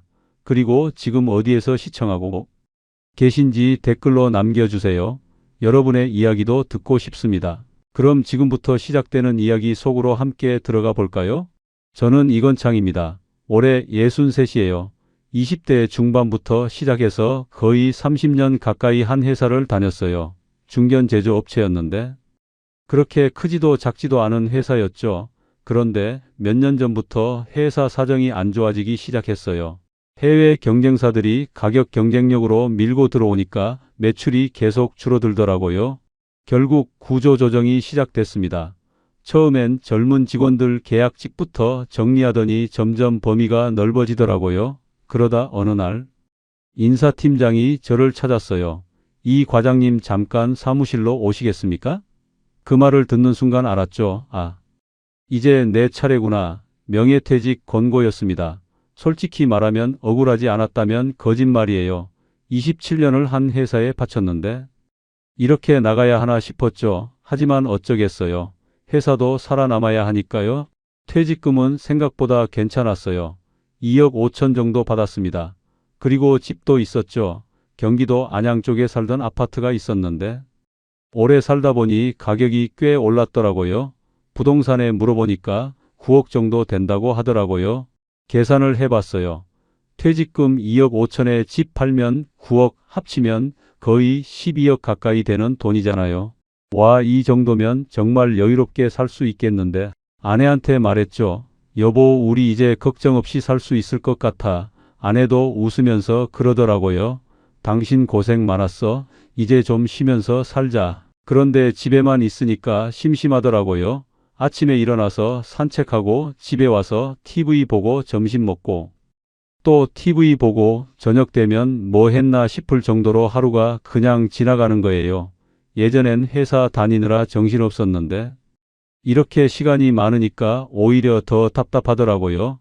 그러다가 어느 날 TV를 보는데 연예인들이 시골에서 사는 프로그램이 나오더라고요. 한 배우 부부가 나왔는데 아침에 일어나서 텃밭에서 직접 키운 상추로 쌈을 싸 먹고 토마토 따서 먹고 그런 모습이 정말 부러웠어요. 여보 저거 봐. 저렇게 사는 것도 괜찮을 것 같지 않아? 아내도 관심 있게 보더라고요. 그러게 진짜 좋아 보인다. 사실 저도 어릴 때는 시골에서 자랐거든요. 충청도 작은 마을이었는데 할아버지가 농사를 지으셨어요. 어릴 때 할아버지 따라다니면서 밭을 거들던 기억이 나요. 여름에 수박 따먹고 겨울에 군고구마 구워 먹고 그런 추억들이 있었죠. 그런데 부모님이 공부 열심히 해서 서울 가라고 하셨어요. 그래서 고등학교 졸업하고 서울로 올라왔고 그 뒤로는 쭉 도시에서만 살았어요. 한 번도 시골로 돌아갈 생각을 못했죠. 그런데 나이가 드니까 자꾸 그 시절이 그리워지더라고요. 언젠가는 시골로 돌아가서 살고 싶다 그런 마음이 항상 있었어요. 아내랑 진지하게 얘기를 나눴습니다. 여보 우리 진짜 시골 가서 살아볼까? 아이들도 다 독립했잖아. 큰아들 준호도 결혼해서 따로 살고 있고 우리 둘만 있으면 되잖아. 아내도 찬성이었어요. 사실 아내도 시골 출신이었거든요. 전라도가 고향이었는데 결혼하고 서울 와서 30년 넘게 살면서 늘 고향을 그리워했어요. 맞아, 우리 이제 우리만의 시간 가져보자. 서울은 공기도 나쁘고 아파트에서는 화분 하나 제대로 못 키우잖아. 그렇게 결정이 됐습니다. 결심을 하고 나니까 모든 게 빠르게 진행됐어요. 인터넷으로 전원주택을 찾기 시작했습니다. 매일 부동산 사이트를 들여다봤죠. 경기도 쪽은 너무 비싸더라고요. 아파트 가격이랑 별 차이가 없었어요. 강원도는 겨울이 너무 춥다고 하더라고요. 그러다가 충청 쪽에서 괜찮은 집을 발견했습니다. 2층 전원주택인데 땅이 1000평 가까이 된다고 하더라고요. 사진으로 보니까 정말 예뻤어요. 빨간 지붕에 하얀 벽, 앞마당에는 잔디밭이 있고 뒤쪽에는 과수원까지 있더라고요. 가격도 생각보다 괜찮았어요. 여보 이 집 어때? 사진 보여줬더니 아내도 눈이 반짝이더라고요. 와 진짜 예쁘다. 우리 이 집 가서 살면 정말 좋겠다. 계산을 해봤어요. 퇴직금이랑 아파트 판 돈 합치면 10억이 훨씬 넘는데 전원주택 사고도 충분히 남잖아. 한 달에 얼마씩 쓴다고 해도 한참을 살 수 있을 것 같았어요. 걱정 없겠는데? 정말 주변 사람들한테도 말했어요. 우리 시골로 내려간다고 다들 부러워하더라고요. 와, 부럽다. 우리는 언제 그렇게 살 수 있을까? 직장 동료들 모임에서도 화제였어요. 이 과장 진짜 제대로 놀고 먹겠네. 그런 말들을 들으면서 더욱 확신을 갖게 됐죠. 내 선택이 맞구나. 이제 정말 행복하게 살 수 있겠구나. 직접 보러 갔습니다. 아내랑 둘이서 차 타고 갔어요. 마치 여행 가는 기분이었죠. 고속도로를 달리면서 창밖에 펼쳐진 들판과 산을 보는데 마음이 뻥 뚫리더라고요. 여보 진짜 시골 간다니까 설렌다. 이런 기분 오랜만이야. 아내도 웃으면서 그러더라고요. 우리 여행 가는 거 맞지? 진짜 새로운 인생 시작이네. 그렇게 웃고 떠들며 음악도 틀고 커피도 마시면서 신나게 갔어요. 그때는 몰랐죠. 그 길이 우리 인생을 바꿔놓을 줄은. 도착해서 보니까 와 사진보다 훨씬 좋았어요. 공기는 맑고 조용하고 멀리 산이 보이고 여보 여기서 살면 정말 행복할 것 같아. 집주인이 나와서 이것저것 설명해 주더라고요. 지붕은 몇 년 전에 새로 했고 보일러도 그렇게 오래되지 않았고 수도도 잘 나온다고. 겨울에는 어떤가요? 물어봤더니 프로판가스 쓰는데 괜찮다고 하더라고요. 그냥 믿었어요. 의심할 이유가 없었거든요. 집도 깨끗해 보였고 주변 환경도 좋았고 탑사 온 날은 날씨도 화창했고 봄 같은 기분이었어요. 집안을 둘러봤습니다. 거실도 넓고 방도 2개나 있고 주방도 깔끔하더라고요. 2층에 올라가니까 전망이 정말 좋았어요. 창문 밖으로 산과 들판이 한눈에 보이고 여보 여기 서재로 쓰면 좋겠다. 책 읽으면서 이 풍경 보면 정말 좋을 것 같아. 마당도 나가봤어요. 잔디가 깔려 있고 뒤쪽으로 가니까 텃밭으로 쓸 수 있는 공간이 넓게 있더라고요. 여기 상추도 심고 배추도 심고 토마토도 키우면 되겠네. 상상만 해도 즐거웠어요. 그 자리에서 계약금을 냈습니다. 몇천만 원을 바로 입금했어요. 집주인도 좋아하더라고요. 잘 오셨습니다. 여기서 행복하게 사세요. 이웃들도 다 좋은 분들이에요. 그때는 그 말을 믿었죠. 부동산 사장도 축하한다고 하더라고요. 좋은 선택하셨어요. 요즘 귀촌 많이 하시는데 이 집은 정말 괜찮은 집입니다. 집으로 돌아오는 길에 아내랑 계속 얘기했어요. 텃밭에는 뭘 심을까? 상추랑 배추는 기본이고 토마토도 심고 고추도 심어야지. 봄에는 꽃도 많이 심고 여름에는 수박도 키워보고 가을에는 고구마도 캐고 겨울에는 김장도 담그고 상상만 해도 즐거웠어요. 빨리 이사 가고 싶더라고요. 아내도 신이 나서 이것저것 계획을 세우더라고요. 마당에 평상도 하나 놓고 저녁에는 거기 앉아서 차 마시고 별도 보고 그래서 바로 아파트 매물을 내놨습니다. 다행히 금방 관심 있다는 사람들이 나타났어요. 위치가 좋은 곳이었거든요. 학군도 괜찮고 교통도 편하고 며칠 만에 계약이 됐어요. 가격도 생각했던 것만큼 받았고 한 달 뒤에 잔금 받기로 했어요. 모든 게 순조롭게 진행됐습니다. 큰아들 준호한테도 전화했어요. 준호야, 아빠 시골로 이사 간다. 네? 진짜요? 그래. 충청도 쪽으로 전원주택 샀어. 준호도 좋아하더라고요. 아빠 부럽다. 저도 나중에 그렇게 살고 싶어요. 가끔 놀러와. 공기도 좋고 조용하고 정말 좋더라. 알겠습니다. 꼭 갈게요. 이사 날짜도 잡았습니다. 이른 봄에 가서 텃밭 준비를 하고 싶었거든요. 짐을 정리하면서도 설렜어요. 30년 가까이 살던 아파트를 떠나는데도 전혀 아쉽지 않았어요. 오히려 새로운 인생이 시작된다는 기대감뿐이었죠. 버릴 것도 많았어요. 도시 생활하면서 모은 온갖 물건들, 이제는 필요 없을 것 같았거든요. 시골 가면 소박하게 살 거니까. 이사 전날 밤에 아내랑 아파트 베란다에 앉아서 야경을 봤습니다. 서울 불빛이 반짝이는 걸 보면서 여보, 이제 이런 풍경은 안 보겠네. 아쉽지 않아? 아내가 웃으면서 그러더라고요. 아쉬울 게 뭐 있어. 이제 별 보고 살 건데. 그래, 맞아. 이제 우리 별 보고 살자. 그렇게 서울에서의 마지막 밤을 보냈습니다. 이사하는 날 정말 설렜어요. 이사 트럭이 도착하고 짐을 싣고 마지막으로 아파트를 둘러봤어요. 그동안 고마웠어. 여기서 참 좋은 추억 많았지. 하지만 이제 새로운 곳에서 더 좋은 시간을 보낼 거야. 차에 타서 출발했습니다. 고속도로를 달리면서 점점 도시가 멀어지고 자연이 가까워지는 게 느껴졌어요.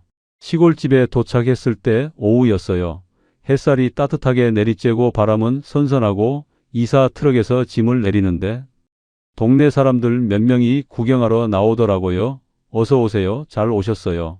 반갑게 인사해 주셔서 기분이 좋았어요. 옆집 아저씨도 나와서 인사하셨어요. 저는 최영호라고 합니다. 옆집 사는데 뭐 필요한 거 있으면 언제든지 말씀하세요. 감사합니다. 잘 부탁드립니다. 짐을 다 드리고 나서 집안을 정리했어요. 아내랑 둘이서 이것저것 자리를 잡고 커튼도 달고 가구도 배치하고 시간 가는 줄 몰랐어요. 저녁 무렵이 되니까 배가 고프더라고요. 여보, 뭐 먹을까? 근처에 식당이 있으려나? 차 타고 나가봤더니 꽤 멀리 가야 작은 식당이 하나 있더라고요. 그날은 간단하게 먹고 들어왔습니다. 첫날 밤은 정말 특별했어요. 불을 다 끄고 밖에 나가봤는데 별이 쏟아지더라고요. 서울에서는 절대 볼 수 없는 풍경이었어요. 아내 불러서 같이 봤죠. 여보, 이것 봐. 별이 정말 많아. 아내도 감탄하더라고요. 와, 정말 대박이다. 이렇게 많은 별은 처음 봐. 마당에 의자 2개 갖다 놓고 한참을 별을 봤습니다. 아무 말 없이 그냥 하늘만 쳐다봤어요. 별똥별도 보이더라고요. 여보, 저기 별똥별 소원 빌어. 웃으면서 소원을 빌었죠. 우리 여기서 행복하게 오래오래 살자. 그렇게 첫날이 지나갔습니다. 잠자리에 누웠는데 너무 조용해서 이상할 정도였어요. 서울에서는 항상 차 소리, 사람 소리 들렸는데 여기는 정말 고요하더라고요. 가끔 바람 소리나 벌레 소리만 들리고 이게 진짜 전원 생활이구나. 이렇게 조용한 곳에서 산다는 게 금방 잠이 들었어요. 아침에는 새 소리에 눈을 떴어요. 알람 없이 자연스럽게 일어나는 게 이렇게 좋은지 몰랐어요. 시계를 보니까 아침 6시쯤이었어요. 창문을 여니까 신선한 공기가 확 들어오더라고요. 숨을 깊이 들이마셨죠. 와, 공기가 정말 다르네. 아내도 일어나서 창문을 열고 기지개를 켜더라고요. 아침 공기 진짜 좋다. 이렇게 상쾌한 건 처음이야. 간단하게 아침을 먹고 집 주변을 산책했습니다. 천천히 걸으면서 이것저것 구경했어요. 집 앞으로 작은 길이 나 있고 옆으로는 논이 펼쳐져 있고 저 멀리 산이 보이고 봄이 오면 여기 꽃이 많이 피겠다. 개나리도 피고 벚꽃도 피고 상상만 해도 예뻤어요. 동네를 한 바퀴 돌고 집으로 돌아왔습니다. 그날부터 본격적으로 텃밭을 만들기 시작했어요. 뒤쪽에 있는 땅을 보니까 잡초가 많이 자라 있더라고요. 이거 다 뽑아야 하는구나. 삽이랑 괭이를 들고 나가서 땅을 갈기 시작했습니다. 처음 해보는 일이라 힘들었어요. 몇 번 하니까 손에 물집이 잡히더라고요. 그래도 재미있었어요. 땅을 만지면서 할아버지 생각이 났어요. 어릴 때 할아버지가 이렇게 농사를 지으셨구나. 이게 얼마나 힘든 일인지 이제야 알겠어. 며칠 동안 열심히 땅을 갈았습니다. 아내도 나와서 도와줬어요. 여보, 너무 무리하지 마. 천천히 하자. 괜찮아. 이 정도는 할 만해. 사실 허리가 아프고 팔도 아팠지만 참았어요. 이 정도는 견뎌야지. 뭐 일주일쯤 지나서 드디어 텃밭이 완성됐습니다. 그렇게 넓지는 않았지만 상추랑 배추랑 토마토 정도는 충분히 심을 수 있을 것 같았어요. 마을 슈퍼에 가서 씨앗을 샀습니다. 할머니가 운영하시는 작은 슈퍼였는데 친절하시더라고요. 뭐 필요하세요? 상추 씨앗이랑 배추 씨앗 있어요? 있지, 여기 있어요. 처음 심으시는 거예요? 네, 처음이에요. 그럼 이것도 사가세요. 필요하고 모종도 몇 개 가져가시면 좋아요. 이것저것 사가지고 집으로 왔습니다. 씨를 뿌리고 모종을 심었어요. 아내랑 둘이서 한 줄씩 나눠서 심었죠. 여보, 이거 이렇게 심으면 돼? 응. 대충 이 정도 간격으로 심으면 될 것 같아. 정확히 아는 건 아니었지만 그럭저럭 심었어요. 다 심고 나서 물을 흠뻑 줬습니다. 잘 자라라. 우리 예쁘게 키울게. 웃으면서 얘기했어요. 매일 아침 일어나면 제일 먼저 텃밭에 갔습니다. 물을 주고 잡초를 뽑고 혹시 벌레가 있나 확인하고 며칠 지나니까 싹이 나오기 시작하더라고요. 여보, 와 봐, 싹이 났어. 아내도 달려와서 신기해 하더라고요. 정말? 어디? 저기 봐. 작은 싹이 고개를 내미는 걸 보니까 정말 기분이 좋더라고요. 우리가 심은 게 자라는구나. 오후에는 집 주변을 정리했어요. 마당에 있는 잡초도 뽑고 돌도 치우고 나무 가지도 정리하고 할 일이 많았지만 힘들지 않았어요. 오히려 몸을 움직이니까 건강해지는 기분이었죠. 회사 다닐 때는 하루 종일 앉아만 있었는데 이렇게 움직이니까 좋더라고요. 저녁에는 아내랑 마당에 앉아서 차를 마셨습니다. 평상을 하나 샀거든요. 거기 앉아서 하늘을 보면서 오늘 하루를 얘기하고 여보, 오늘 텃밭에서 새싹 몇 개 더 났어. 그래? 나도 봤어. 토마토 모종도 잘 자라는 것 같아. 별것 아닌 얘기들이었지만 행복했어요. 주말에는 큰아들 준호가 놀러 왔습니다. 아빠, 여기 정말 좋네요. 그치? 공기도 좋고 조용하지? 준호가 집을 둘러보더니 감탄하더라고요. 저도 나중에 이런 데서 살고 싶어요. 웃으면서 얘기했죠. 너도 나이 들면 알게 될 거야. 이런 게 얼마나 좋은지. 준호랑 같이 텃밭도 구경하고 마을도 한 바퀴 돌았습니다. 준호가 가면서 그러더라고요. 아빠, 진짜 잘 선택하신 것 같아요. 여기서 행복하게 사세요. 한 달이 정말 빨리 지나갔어요. 매일매일이 새로웠고 지루할 틈이 없었어요. 아침에 일어나서 텃밭 돌보고 점심 간단하게 먹고 오후에는 산책하거나 집 주변 정리하고 저녁에는 아내랑 이야기하고 이런 생활이 계속될 줄 알았어요. TV에서 본 것처럼 말이에요. 여보, 우리 진짜 잘 왔지? 최고의 선택이었어. 아내도 웃으면서 대답하더라고요. 응, 정말 잘 왔어. 여기서 평생 살 수 있을 것 같아. 텃밭에 채소들도 잘 자라고 있었어요. 상추가 제일 빨리 자라더라고요. 한 달쯤 지나니까 먹을 수 있을 정도로 자랐어요. 직접 키운 상추로 쌈을 싸 먹었습니다. 맛이 달랐어요. 마트에서 사 먹던 것보다 훨씬 맛있더라고요. 여보, 이거 봐. 우리가 직접 키운 거야. 정말 뿌듯했어요. 밤에는 책도 많이 읽었어요. 서울에서 살 때는 시간이 없어서 못 읽었던 책들을 이제야 읽게 됐죠. 거실 소파에 앉아서 책을 읽는데 창밖으로 별이 보이고 바람 소리가 들리고 이런 게 진짜 여유구나. 이게 진짜 삶이구나. 그렇게 생각했어요. 한 달 동안은 정말 행복했습니다. 신혼여행 같았죠. 모든 게 새롭고 모든 게 즐거웠어요. 이웃들도 가끔 인사하러 오고 마을 슈퍼 할머니도 친절하고 여기서 평생 살 수 있겠다 그런 확신이 들었어요. 하지만 그게 착각이었다는 걸 곧 알게 됐습니다. 두 번째 달이 시작되면서 뭔가 이상한 느낌이 들기 시작했어요. 마을 사람들 표정이 달라지더라고요. 처음에는 반갑게 인사하던 분들이 점점 쌀쌀맞게 변했어요. 마을 슈퍼에 가면 할머니들이 수군거리는 소리가 들렸죠. 저기 새로 온 사람들 말이야. 서울에서 왔다며? 돈 많이 있나 봐. 저렇게 큰 집 사서 목소리를 낮춰서 얘기하는데 다 들렸어요. 뭔가 불편한 기분이 들더라고요. 어느 날 옆집 최영호 씨가 찾아왔습니다. 표정이 심각하더라고요. 이 선생님 죄송한데 잠깐 나와 보실 수 있어요? 뭔가 문제가 있나 싶어서 나갔죠. 담장 쪽을 가리키면서 얘기하더라고요. 이게 말이죠. 담장 위치가 좀 이상한 것 같아서요. 네? 무슨 말씀이세요?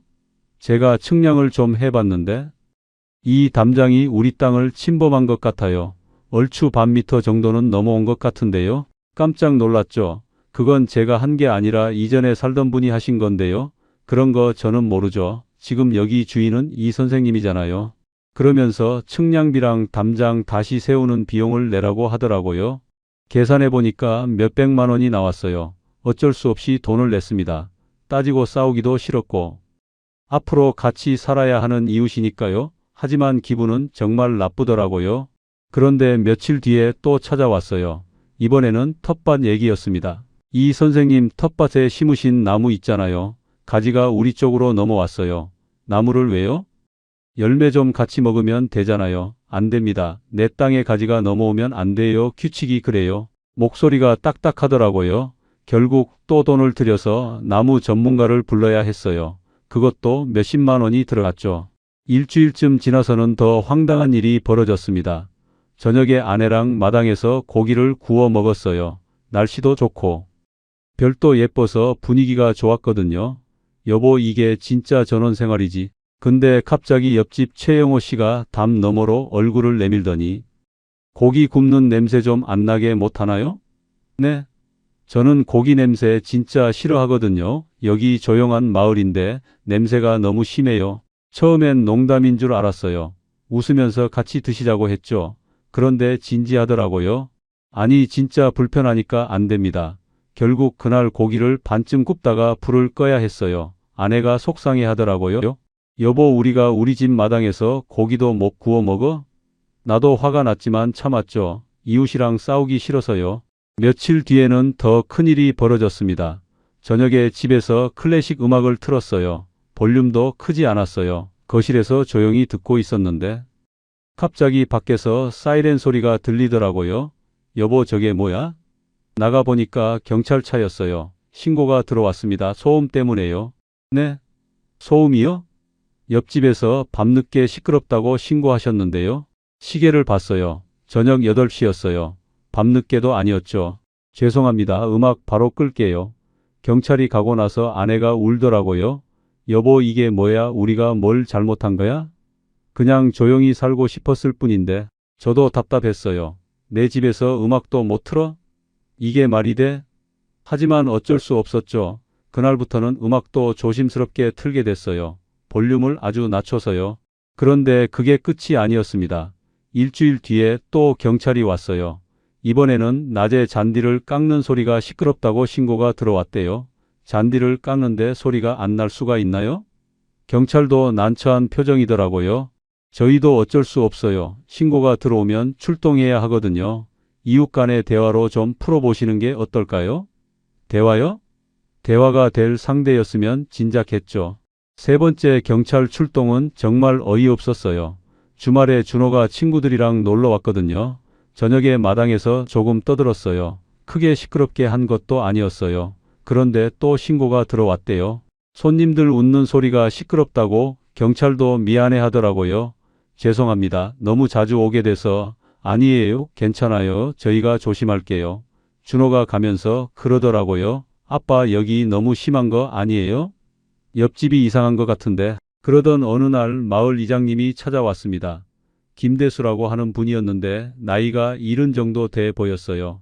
이 선생님 마을 규칙 좀 설명드리려고 왔습니다. 앉으시죠. 차라도 한 잔 드릴게요. 아니에요. 간단하게 얘기하고 갈 테니까요. 마을 회비가 한 분기에 얼마씩 나간다고 하더라고요. 그리고 마을 행사 때마다 참석해야 하고 대청소나 길 닦기 같은 것도 의무라고요. 서울 아파트에서 살 때는 관리비만 내면 됐는데 여기는 이것저것 많더라고요. 참여 안 하시면 좀 불편하실 수 있어요. 뭔가 협박 같은 느낌이었어요. 알겠습니다. 열심히 참여할게요. 이장님이 가고 나서 아내가 한숨을 쉬더라고요. 여보, 여기 생각보다 복잡하네. 그냥 조용히 살 줄 알았는데. 그리고 가을이 지나고 겨울이 왔습니다. 11월 중순쯤부터 추워지기 시작하더라고요. 난방을 켰어요. 프로판가스 보일러였죠. 처음에는 별 생각 없었어요. 그런데 12월 초에 가스비 고지서를 받고 깜짝 놀랐습니다. 거의 100만 원 가까이 나온 거예요. 이게 뭐야?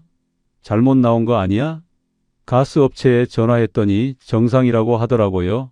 전원주택은 단열이 잘 안 돼서 그렇고 프로판가스가 도시가스보다 훨씬 비싸다고요. 서울 아파트에서 살 때는 겨울에 한 달에 20만 원 정도였는데 여기는 5배가 넘게 나오는 거예요. 이거 매달 이렇게 나오면 어떡하지? 아내도 걱정하더라고요. 여보, 난방을 좀 줄여야 할 것 같아. 그래서 보일러 온도를 낮췄어요. 그런데 집이 너무 추운 거예요. 특히 밤에는 정말 추웠어요. 이불을 두껍게 덮어도 춥더라고요. 12월 말에 또 고지서가 왔는데 이번에는 100만 원이 넘었어요. 온도를 낮췄는데도 말이에요. 이렇게 나가면 1년에 난방비만 1000만 원이 넘게 나가는 거잖아. 계산을 해보니까 정말 무서웠어요. 집 살 때 이런 얘기는 아무도 안 해줬거든요. 그리고 집 관리가 정말 힘들었습니다. 아파트에서 살 때는 뭐가 고장나면 관리사무소에 전화하면 바로 와서 고쳐줬어요. 그런데 여기는 모든 걸 직접 알아서 해야 하더라고요. 보일러가 고장났을 때 정말 당황했어요. 수리기사를 불렀는데 오는데 사흘이 걸렸어요. 겨울인데 사흘 동안 난방 없이 지내야 했죠. 전기장판 켜고 이불 여러 겹 덮고 버텼어요. 화장실 하수관이 막혔을 때도 문제였어요. 정화조 청소를 해야 한다고 하더라고요. 비용도 만만치 않았고 냄새도 정말 지독했어요. 수도가 안 나올 때는 펌프를 확인해야 했는데 그것도 돈이 들고 매달 뭔가 고장나고 매달 수리비가 나가더라고요. 잡초도 정말 끝이 없었습니다. 1000평 가까운 부지에 잡초가 계속 자라는 거예요.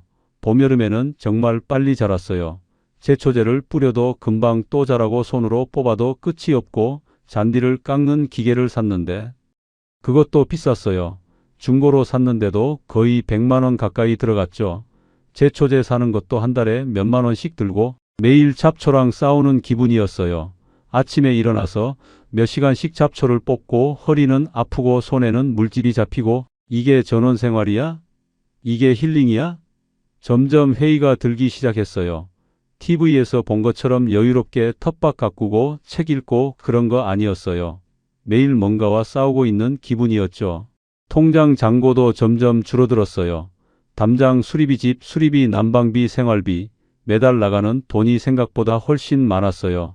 이렇게 나가면 안 되는데 걱정이 되기 시작했습니다. 하지만 아직은 괜찮다고 생각했어요. 돈이 충분히 있으니까 조금만 절약하면 되겠지. 그렇게 버텼습니다. 첫 겨울이 정말 추웠어요. 생각보다 훨씬 추웠습니다. 1월이 되니까 영하 10도 밑으로 내려가는 날이 많았어요. 서울도 춥긴 했지만 여기는 바람까지 세게 불어서 체감 온도가 훨씬 낮았죠. 집 안에 있어도 춥고 밤에는 정말 견디기 힘들 정도였어요. 어느 날 밤에 눈이 내리기 시작했습니다. 창문 밖을 보니까 하얀 눈이 펑펑 쏟아지더라고요. 여보, 눈 온다. 눈. 처음에는 예뻐 보였어요. 하지만 아침에 일어나서 밖을 보니까 생각이 달라졌습니다. 마당에 눈이 무릎까지 쌓여 있는 거예요. 이거 치워야 하는데 시계를 보니까 새벽 5시쯤이었어요. 아내는 아직 자고 있었어요. 혼자 일어나서 옷을 두껍게 입고 밖으로 나갔습니다. 눈 치우는 삽을 들고 마당으로 나갔죠. 숨을 들이마시니까 코가 얼얼하더라고요. 정말 추웠어요. 하지만 이거 안 치우면 나중에 더 힘들 것 같았거든요. 삽으로 눈을 떠서 옆으로 치우기 시작했습니다. 처음에는 괜찮았어요. 눈도 생각보다 가볍고 할만하다고 생각했죠. 1시간쯤 했을까요? 조금씩 힘들어지기 시작했어요. 허리도 아프고 팔도 아프고 하지만 거의 다 치웠으니까 조금만 더 하면 되겠다 싶었어요. 집 앞쪽을 거의 다 치우고 뒤쪽으로 갔습니다. 그런데 그때였어요. 발을 헛디뎠어요. 눈 밑에 얼음이 있었나 봐요. 미끄러지면서 중심을 잃었죠. 아 하는 소리와 함께 넘어졌습니다. 쿵 하는 소리가 났어요. 그리고 다리에서 뚝 하는 소리가 들렸습니다. 순간 엄청난 통증이 몰려왔어요. 다리를 움직일 수가 없었어요. 아 아파 소리가 저절로 나왔습니다. 일어나려고 했는데 다리에 힘이 안 들어가더라고요. 이게 뭐야 왜 이래. 땀이 식은 땀으로 바뀌었어요. 겨울인데도 땀이 비 오듯 쏟아졌죠. 주머니에서 핸드폰을 꺼냈습니다. 손이 떨려서 제대로 누르기도 힘들었어요. 119를 눌렀죠. 여보세요. 구급차 좀 보내주세요. 제가 넘어져서 다리를 다친 것 같아요. 위치가 어디세요? 충청 쪽인데요. 전원주택단지요. 아 거기면 시간이 좀 걸릴 것 같은데요. 구급차가 지금 다른 곳에 출동 중이거든요. 얼마나 걸려요? 최소 1시간 반 정도는 걸릴 것 같아요. 1시간 반이요? 네, 죄송합니다. 최대한 빨리 보내드릴게요. 전화를 끊고 나서 정말 막막했어요. 1시간 반을 이 추위에 여기 누워 있어야 한다고?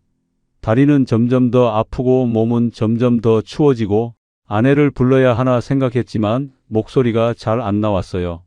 통증 때문에 제대로 소리를 지를 수가 없었거든요. 그냥 여기 누워서 기다릴 수밖에 없었어요.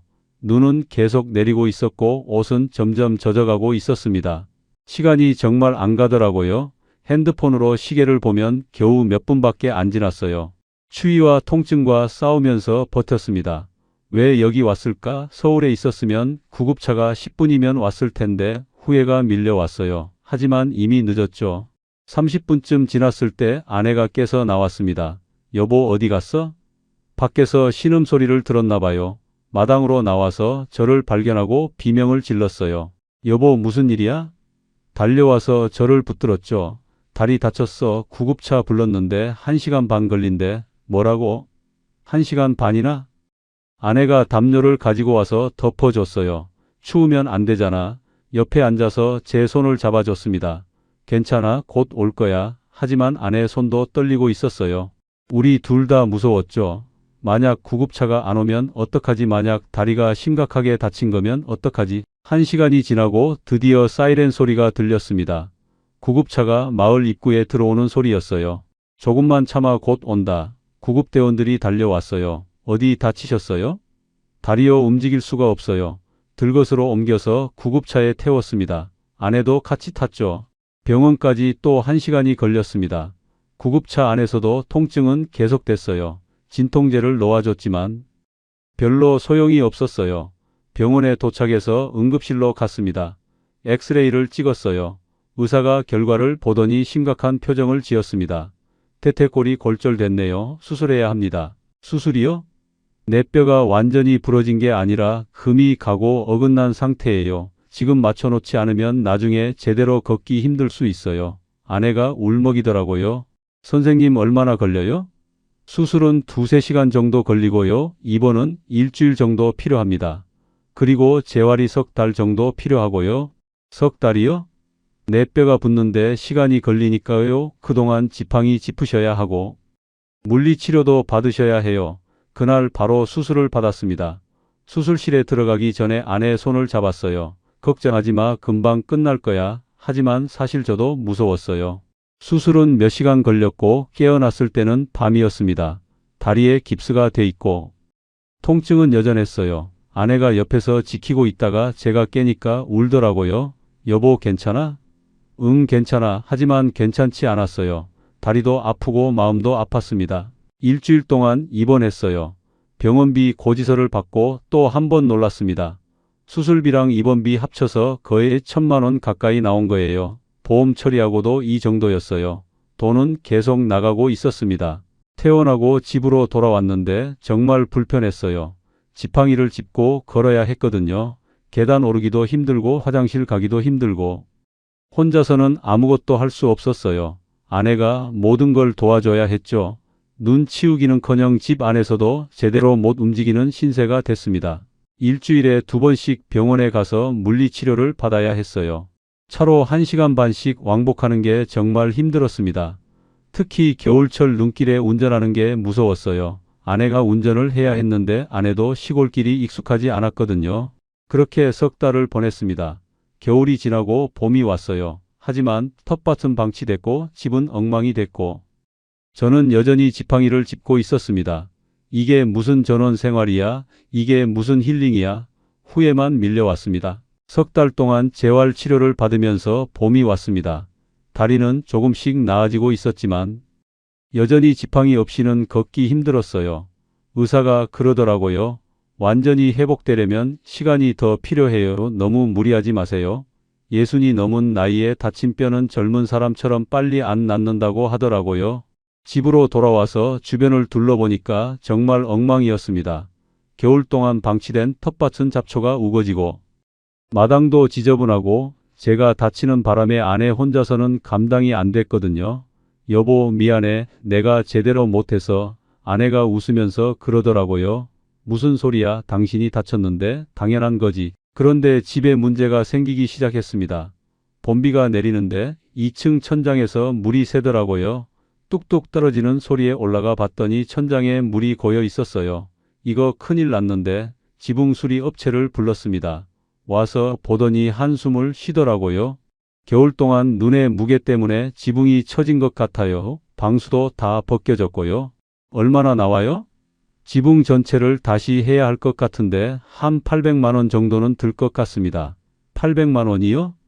네, 이 정도 면적이면 그 정도는 각오하셔야 해요. 어쩔 수 없이 공사를 했습니다. 일주일 동안 집이 난장판이었어요. 망치질 소리, 톱질 소리에 잠도 제대로 못 잤죠. 지붕 공사가 끝나고 얼마 안 있어서 이번에는 보일러가 완전히 고장났습니다. 아침에 일어났는데 물이 안 나오더라고요. 보일러 업체를 불렀더니 와서 보더니 고개를 흔들었어요. 이거 오래된 거라 부품도 없고 새로 설치하셔야 할 것 같은데요. 얼마예요? 300만 원 정도요. 또 몇백만 원이 나간 겁니다. 화장실 타일도 들뜨기 시작했어요. 밟으면 들썩거리고 위험해 보였죠. 이것도 고쳐야 하나 싶었지만 일단은 참기로 했어요. 돈이 너무 많이 나가니까요. 부엌 싱크대에서도 곰팡이 냄새가 나기 시작했어요. 열어보니까 안쪽이 다 썩어 있더라고요. 이것도 교체해야 하는데 돈이 또 들고 집 하나 관리하는 게 이렇게 힘든 줄 몰랐어요. 아파트에서는 이런 걱정 안 했거든요. 뭔가 고장나면 관리비에서 처리되거나 간단하게 해결됐는데 여기서는 모든 게 큰돈이 들어갔습니다. 통장 잔고를 확인해 봤어요. 남은 돈이 생각보다 많이 줄어 있었습니다. 집 사고 난방비 내고 생활비 쓰고 병원비 내고 집 수리하고 계산해 보니까 몇 억씩 나간 거예요. 이렇게 나가면 안 되는데 걱정이 되기 시작했어요. 하지만 아직은 괜찮다고 생각했죠. 그래도 몇 억은 남아 있으니까 조금만 절약하면 되겠지. 그렇게 스스로를 위안했습니다. 그런데 그때 전화가 왔습니다. 큰아들 준호였어요. 평소와 다르게 목소리가 떨리더라고요. 아빠 지금 통화 괜찮아? 응, 괜찮아. 무슨 일이야? 한참을 말을 못하더니 겨우 입을 열었어요. 아빠 큰일 났어. 무슨 일인데? 사촌 동생 기억하지? 엄마 쪽 조카. 응, 기억하지. 음식점 한다고 했더네. 그 친구가 음식점 창업한다고 보증을 서달라고 했거든. 처음에는 거절했는데 고모가 계속 전화하고 엄마도 도와주라고 해서 내가 보증을 섰어. 그런데 그 친구가 몇 달 만에 가게 접고 잠적했어. 지금 내가 떠안게 된 돈이 몇 억이야. 순간 머릿속이 하얘졌습니다. 뭐라고? 몇 억이나? 정확히는 3억 정도 돼. 지금 당장 갚지 않으면 내가 신용불량자 되고 회사에도 알려져. 아빠 정말 죄송해. 내가 정말 잘못했어. 준호 목소리에서 울음이 섞여 나왔어요.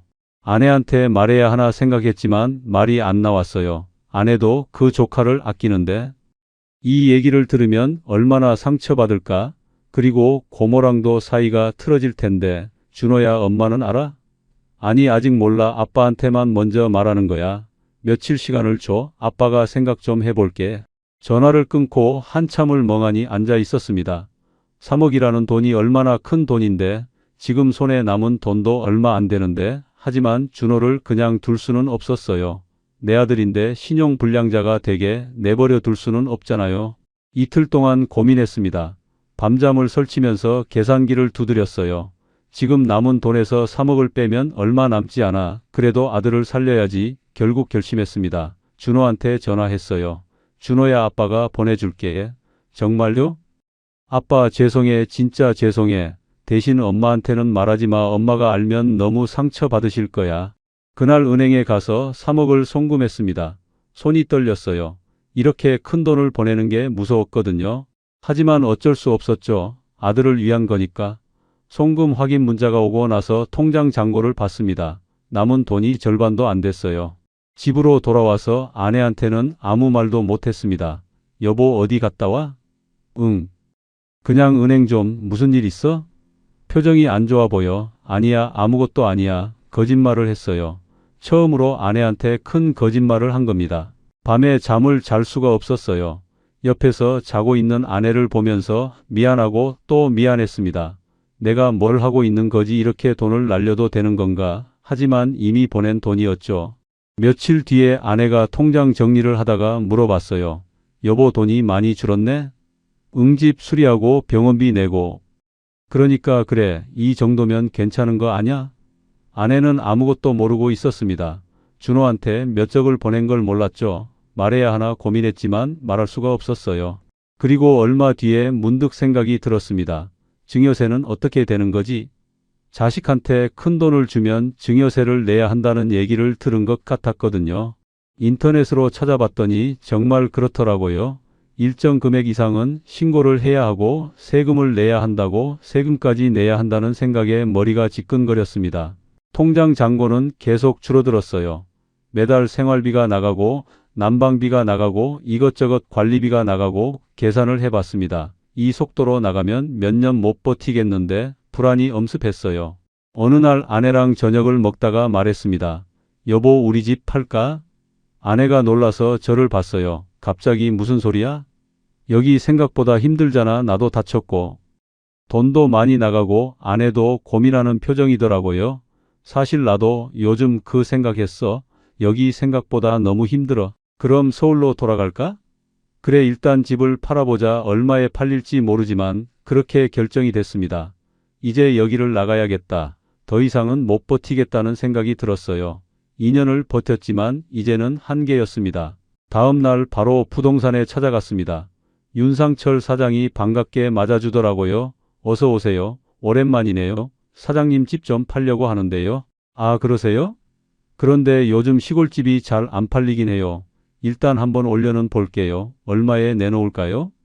몇 억 주고 샀으니까 그것보다 조금 싸게 내놓으면 팔리지 않을까 생각했어요. 한 3억 5천 정도면 어떨까요? 윤 사장이 난처한 표정을 지었습니다. 글쎄요. 요즘 시세가 많이 떨어져서 그 가격은 좀 힘들 것 같은데 그래도 일단 그렇게 올려볼게요. 집에 돌아와서 기다렸습니다. 한 달이 지나도 전화가 안 왔어요. 부동산에 가서 물어봤죠. 사장님 문의 없었어요? 아직 없네요. 요즘 시골집 사려는 사람이 정말 없어요. 왜요? 예전에는 귀촌붐이 있었잖아요. 그때는 그랬죠. 근데 막상 와서 살아보니까 다들 힘들어 하시더라고요. 그래서 다시 올라가시는 분들이 많아요. 그 얘기를 듣고 마음이 더 답답해졌습니다. 우리만 힘든 게 아니었구나. 다들 이렇게 힘들었구나. 가격을 좀 내려볼까요? 윤 사장이 조심스럽게 물어봤어요. 한 3억 정도로요? 그래요. 그렇게 해주세요. 또 한 달이 지났습니다. 여전히 조용했어요. 문의 전화조차 없었죠. 다시 부동산에 갔습니다. 사장님, 정말 한 통도 없었어요? 죄송해요. 진짜 요즘 안 팔려요. 더 내려야 할 것 같아요. 얼마까지요? 한 2억 8천 정도는 돼야 관심이라도 있을 것 같은데요. 2억 8천이요? 몇 억 주고 산 집을 2억 8천에 팔라고요? 기가 막혔지만 어쩔 수 없었어요. 알겠어요. 그렇게 해주세요. 집으로 돌아오는 길에 눈물이 났습니다. 이게 뭐 하는 짓인가 싶었어요. 2억 8천으로 내놓고 또 한 달을 기다렸습니다. 이번에는 전화가 한 통 왔어요. 부동산에서 연락이 왔습니다. 이 선생님 문의가 하나 들어왔어요. 정말요? 근데 가격을 더 낮춰달라고 하시는데 또요? 네, 2억 5천 정도면 하시겠대요. 2억 5천, 몇 억 주고 산 집을 2억 5천에 파는 거예요. 손해가 엄청나지만 선택의 여지가 없었습니다. 알겠어요. 그분한테 연락해 보세요. 며칠 뒤에 그분이 집을 보러 왔어요. 30대 초반으로 보이는 남자분이었습니다. 집을 둘러보더니 말했어요. 세컨하우스로 쓰려고 하는데요. 주말에만 가끔 내려와서 쉴 생각이에요. 아, 그러시는군요. 가격이 좀 부담되는데 2억으로는 안 될까요? 2억이요? 너무 낮은 것 같은데요. 저도 여러 집을 보고 있거든요. 급하시면 연락 주세요. 그분이 가고 나서 한참을 고민했습니다. 2억에 팔아야 하나 아니면 더 기다려야 하나? 하지만 다른 문의는 없었어요. 며칠을 고민하다가 결심했습니다. 부동산에 전화했어요. 사장님, 그분한테 2억에 팔겠다고 연락해 주세요. 정말요? 그렇게 하시는 게 맞을까요? 선택의 여지가 없어요. 돈이 계속 나가는데. 더 이상은 못 기다리겠어요. 알겠습니다. 연락드릴게요. 그렇게 계약이 성사됐습니다.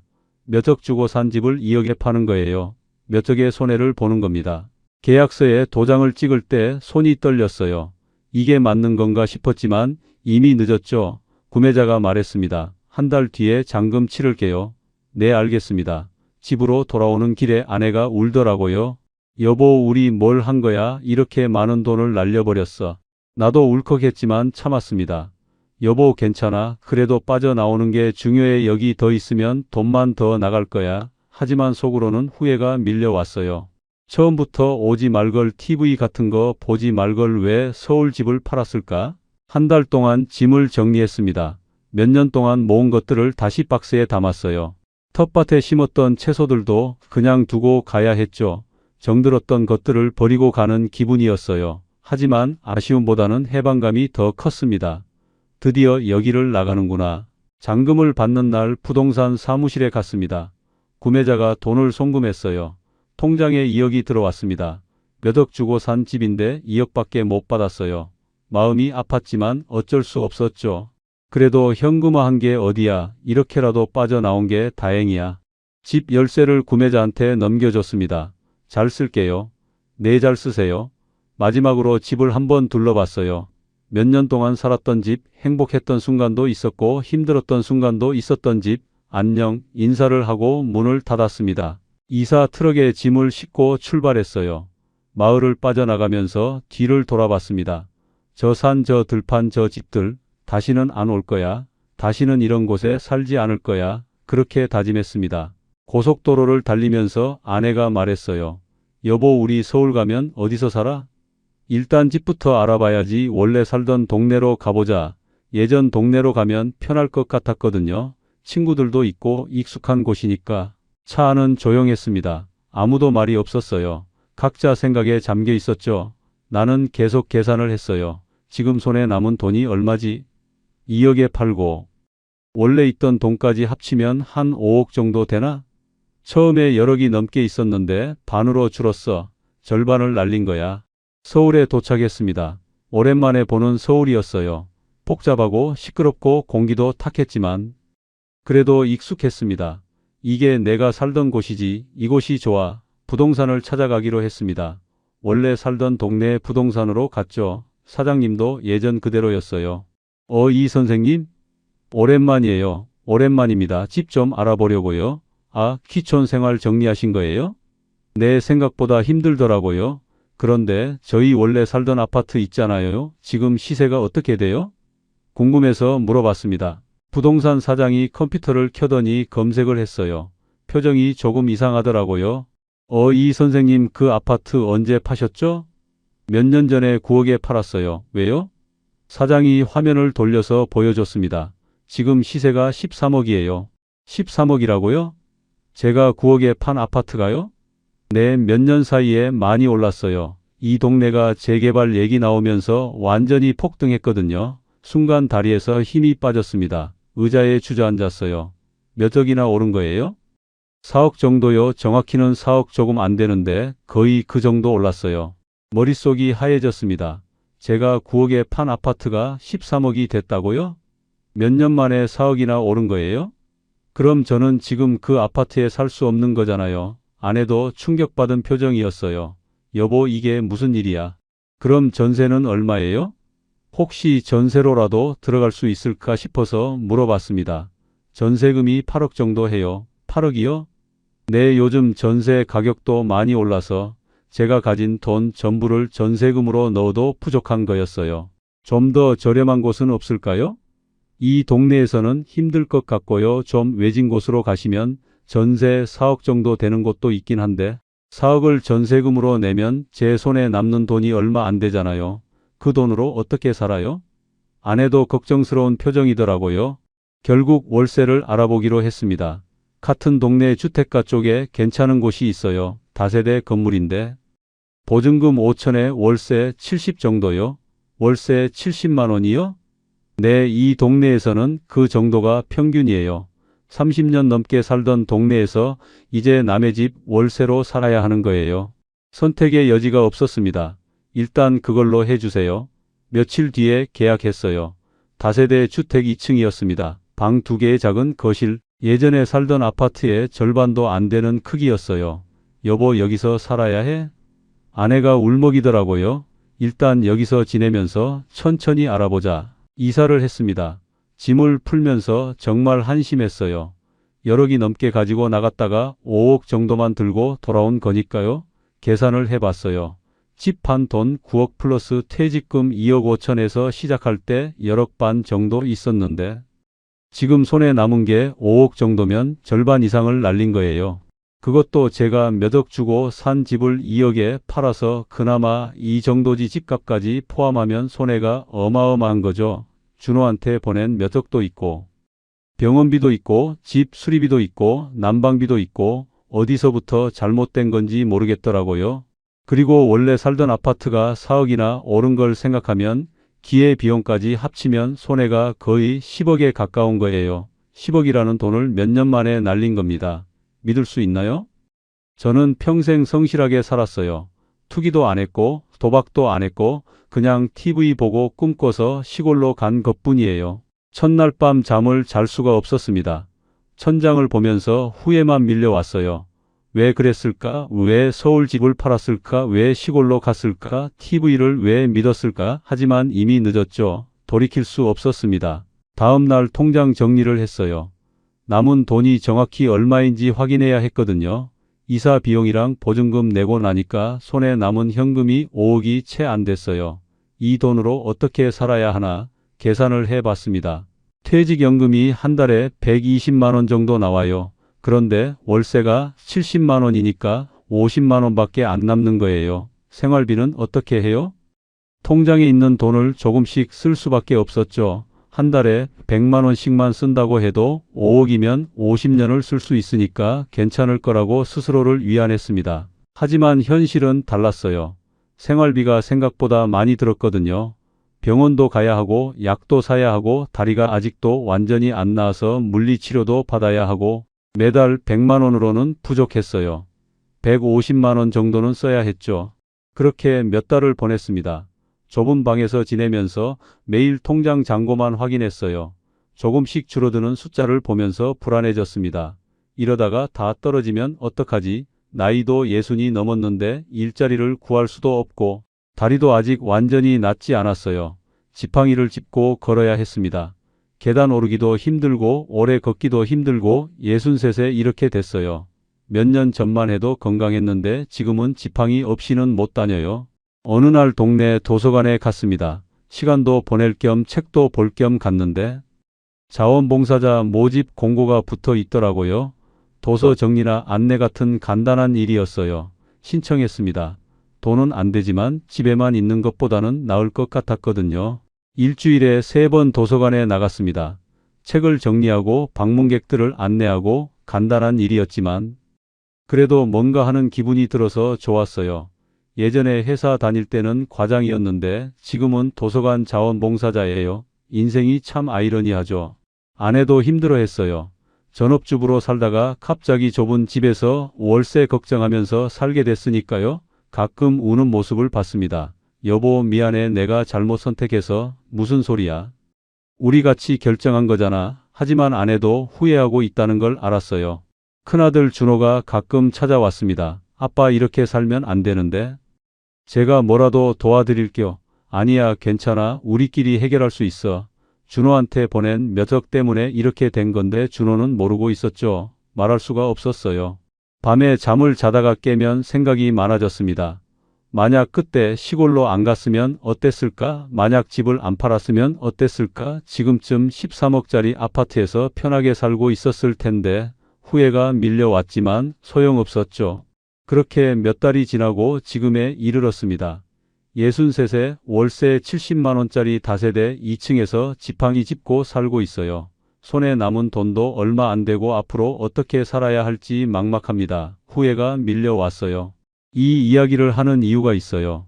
혹시 여러분 중에서도 저처럼 나이 들면 시골에서 살아야지 하고 계신 분들 있으시죠?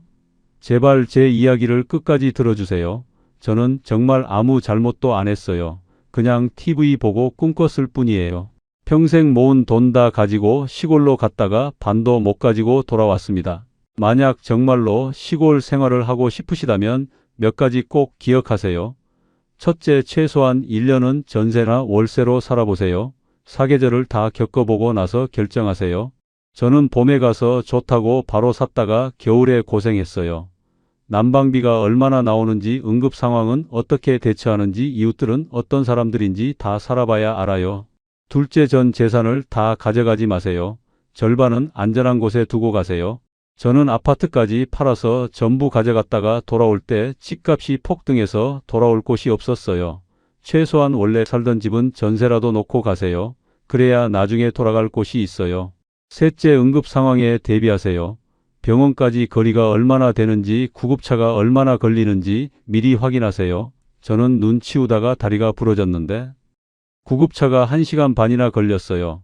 그 시간 동안 눈 속에서 얼어 죽을 뻔했습니다. 나이 드신 분들은 특히 조심하세요. 넷째, 보증은 절대로 서지 마세요. 가족이라도 마찬가지예요. 저는 조카 보증 때문에 몇 억을 날렸어요. 그 돈이 있었으면 지금 이렇게 안 살았을 거예요. 아무리 가까운 사람이라도 보증만큼은 절대 안 됩니다. 다섯째, 이웃 관계를 신중하게 생각하세요. 시골은 생각보다 공동체 문화가 강해요. 서로의 일에 관심이 많고 규칙도 많아요. 조용히 살고 싶어서 간 거라면 오히려 더 힘들 수 있어요. 저는 고기 굽는다고 신고 당하고 음악 듣는다고 경찰 오고 정말 힘들었습니다. 이제 남은 인생을 어떻게 살아야 할지 모르겠어요. 돈도 얼마 없고 건강도 안 좋고 집도 월세고 하지만 포기하지 않으려고 해요. 그래도 살아야죠. 아내랑 둘이서 조금씩 아껴 쓰면서 살아보려고 합니다. 여러분은 제발 제 같은 실수하지 마세요. 전원생활 꿈꾸지 마세요. TV는 TV일 뿐이에요. 현실은 정말 다릅니다. 나이 들수록 병원 가까운 곳에서 살아야 해요. 편의시설 가까운 곳에서 살아야 해요. 시골은 젊을 때나 가능한 거예요. 우리의 이 사연이 마음에 남았다면 좋아요를 눌러주세요. 그리고 소중한 사람들과 함께 이 이야기를 나눠주시길 바랍니다. 여러분의 한마디가 누군가에겐 큰 위로가 될 수 있습니다. 영상이 마음에 드셨다면 구독과 좋아요, 응원 부탁드립니다. 감사합니다.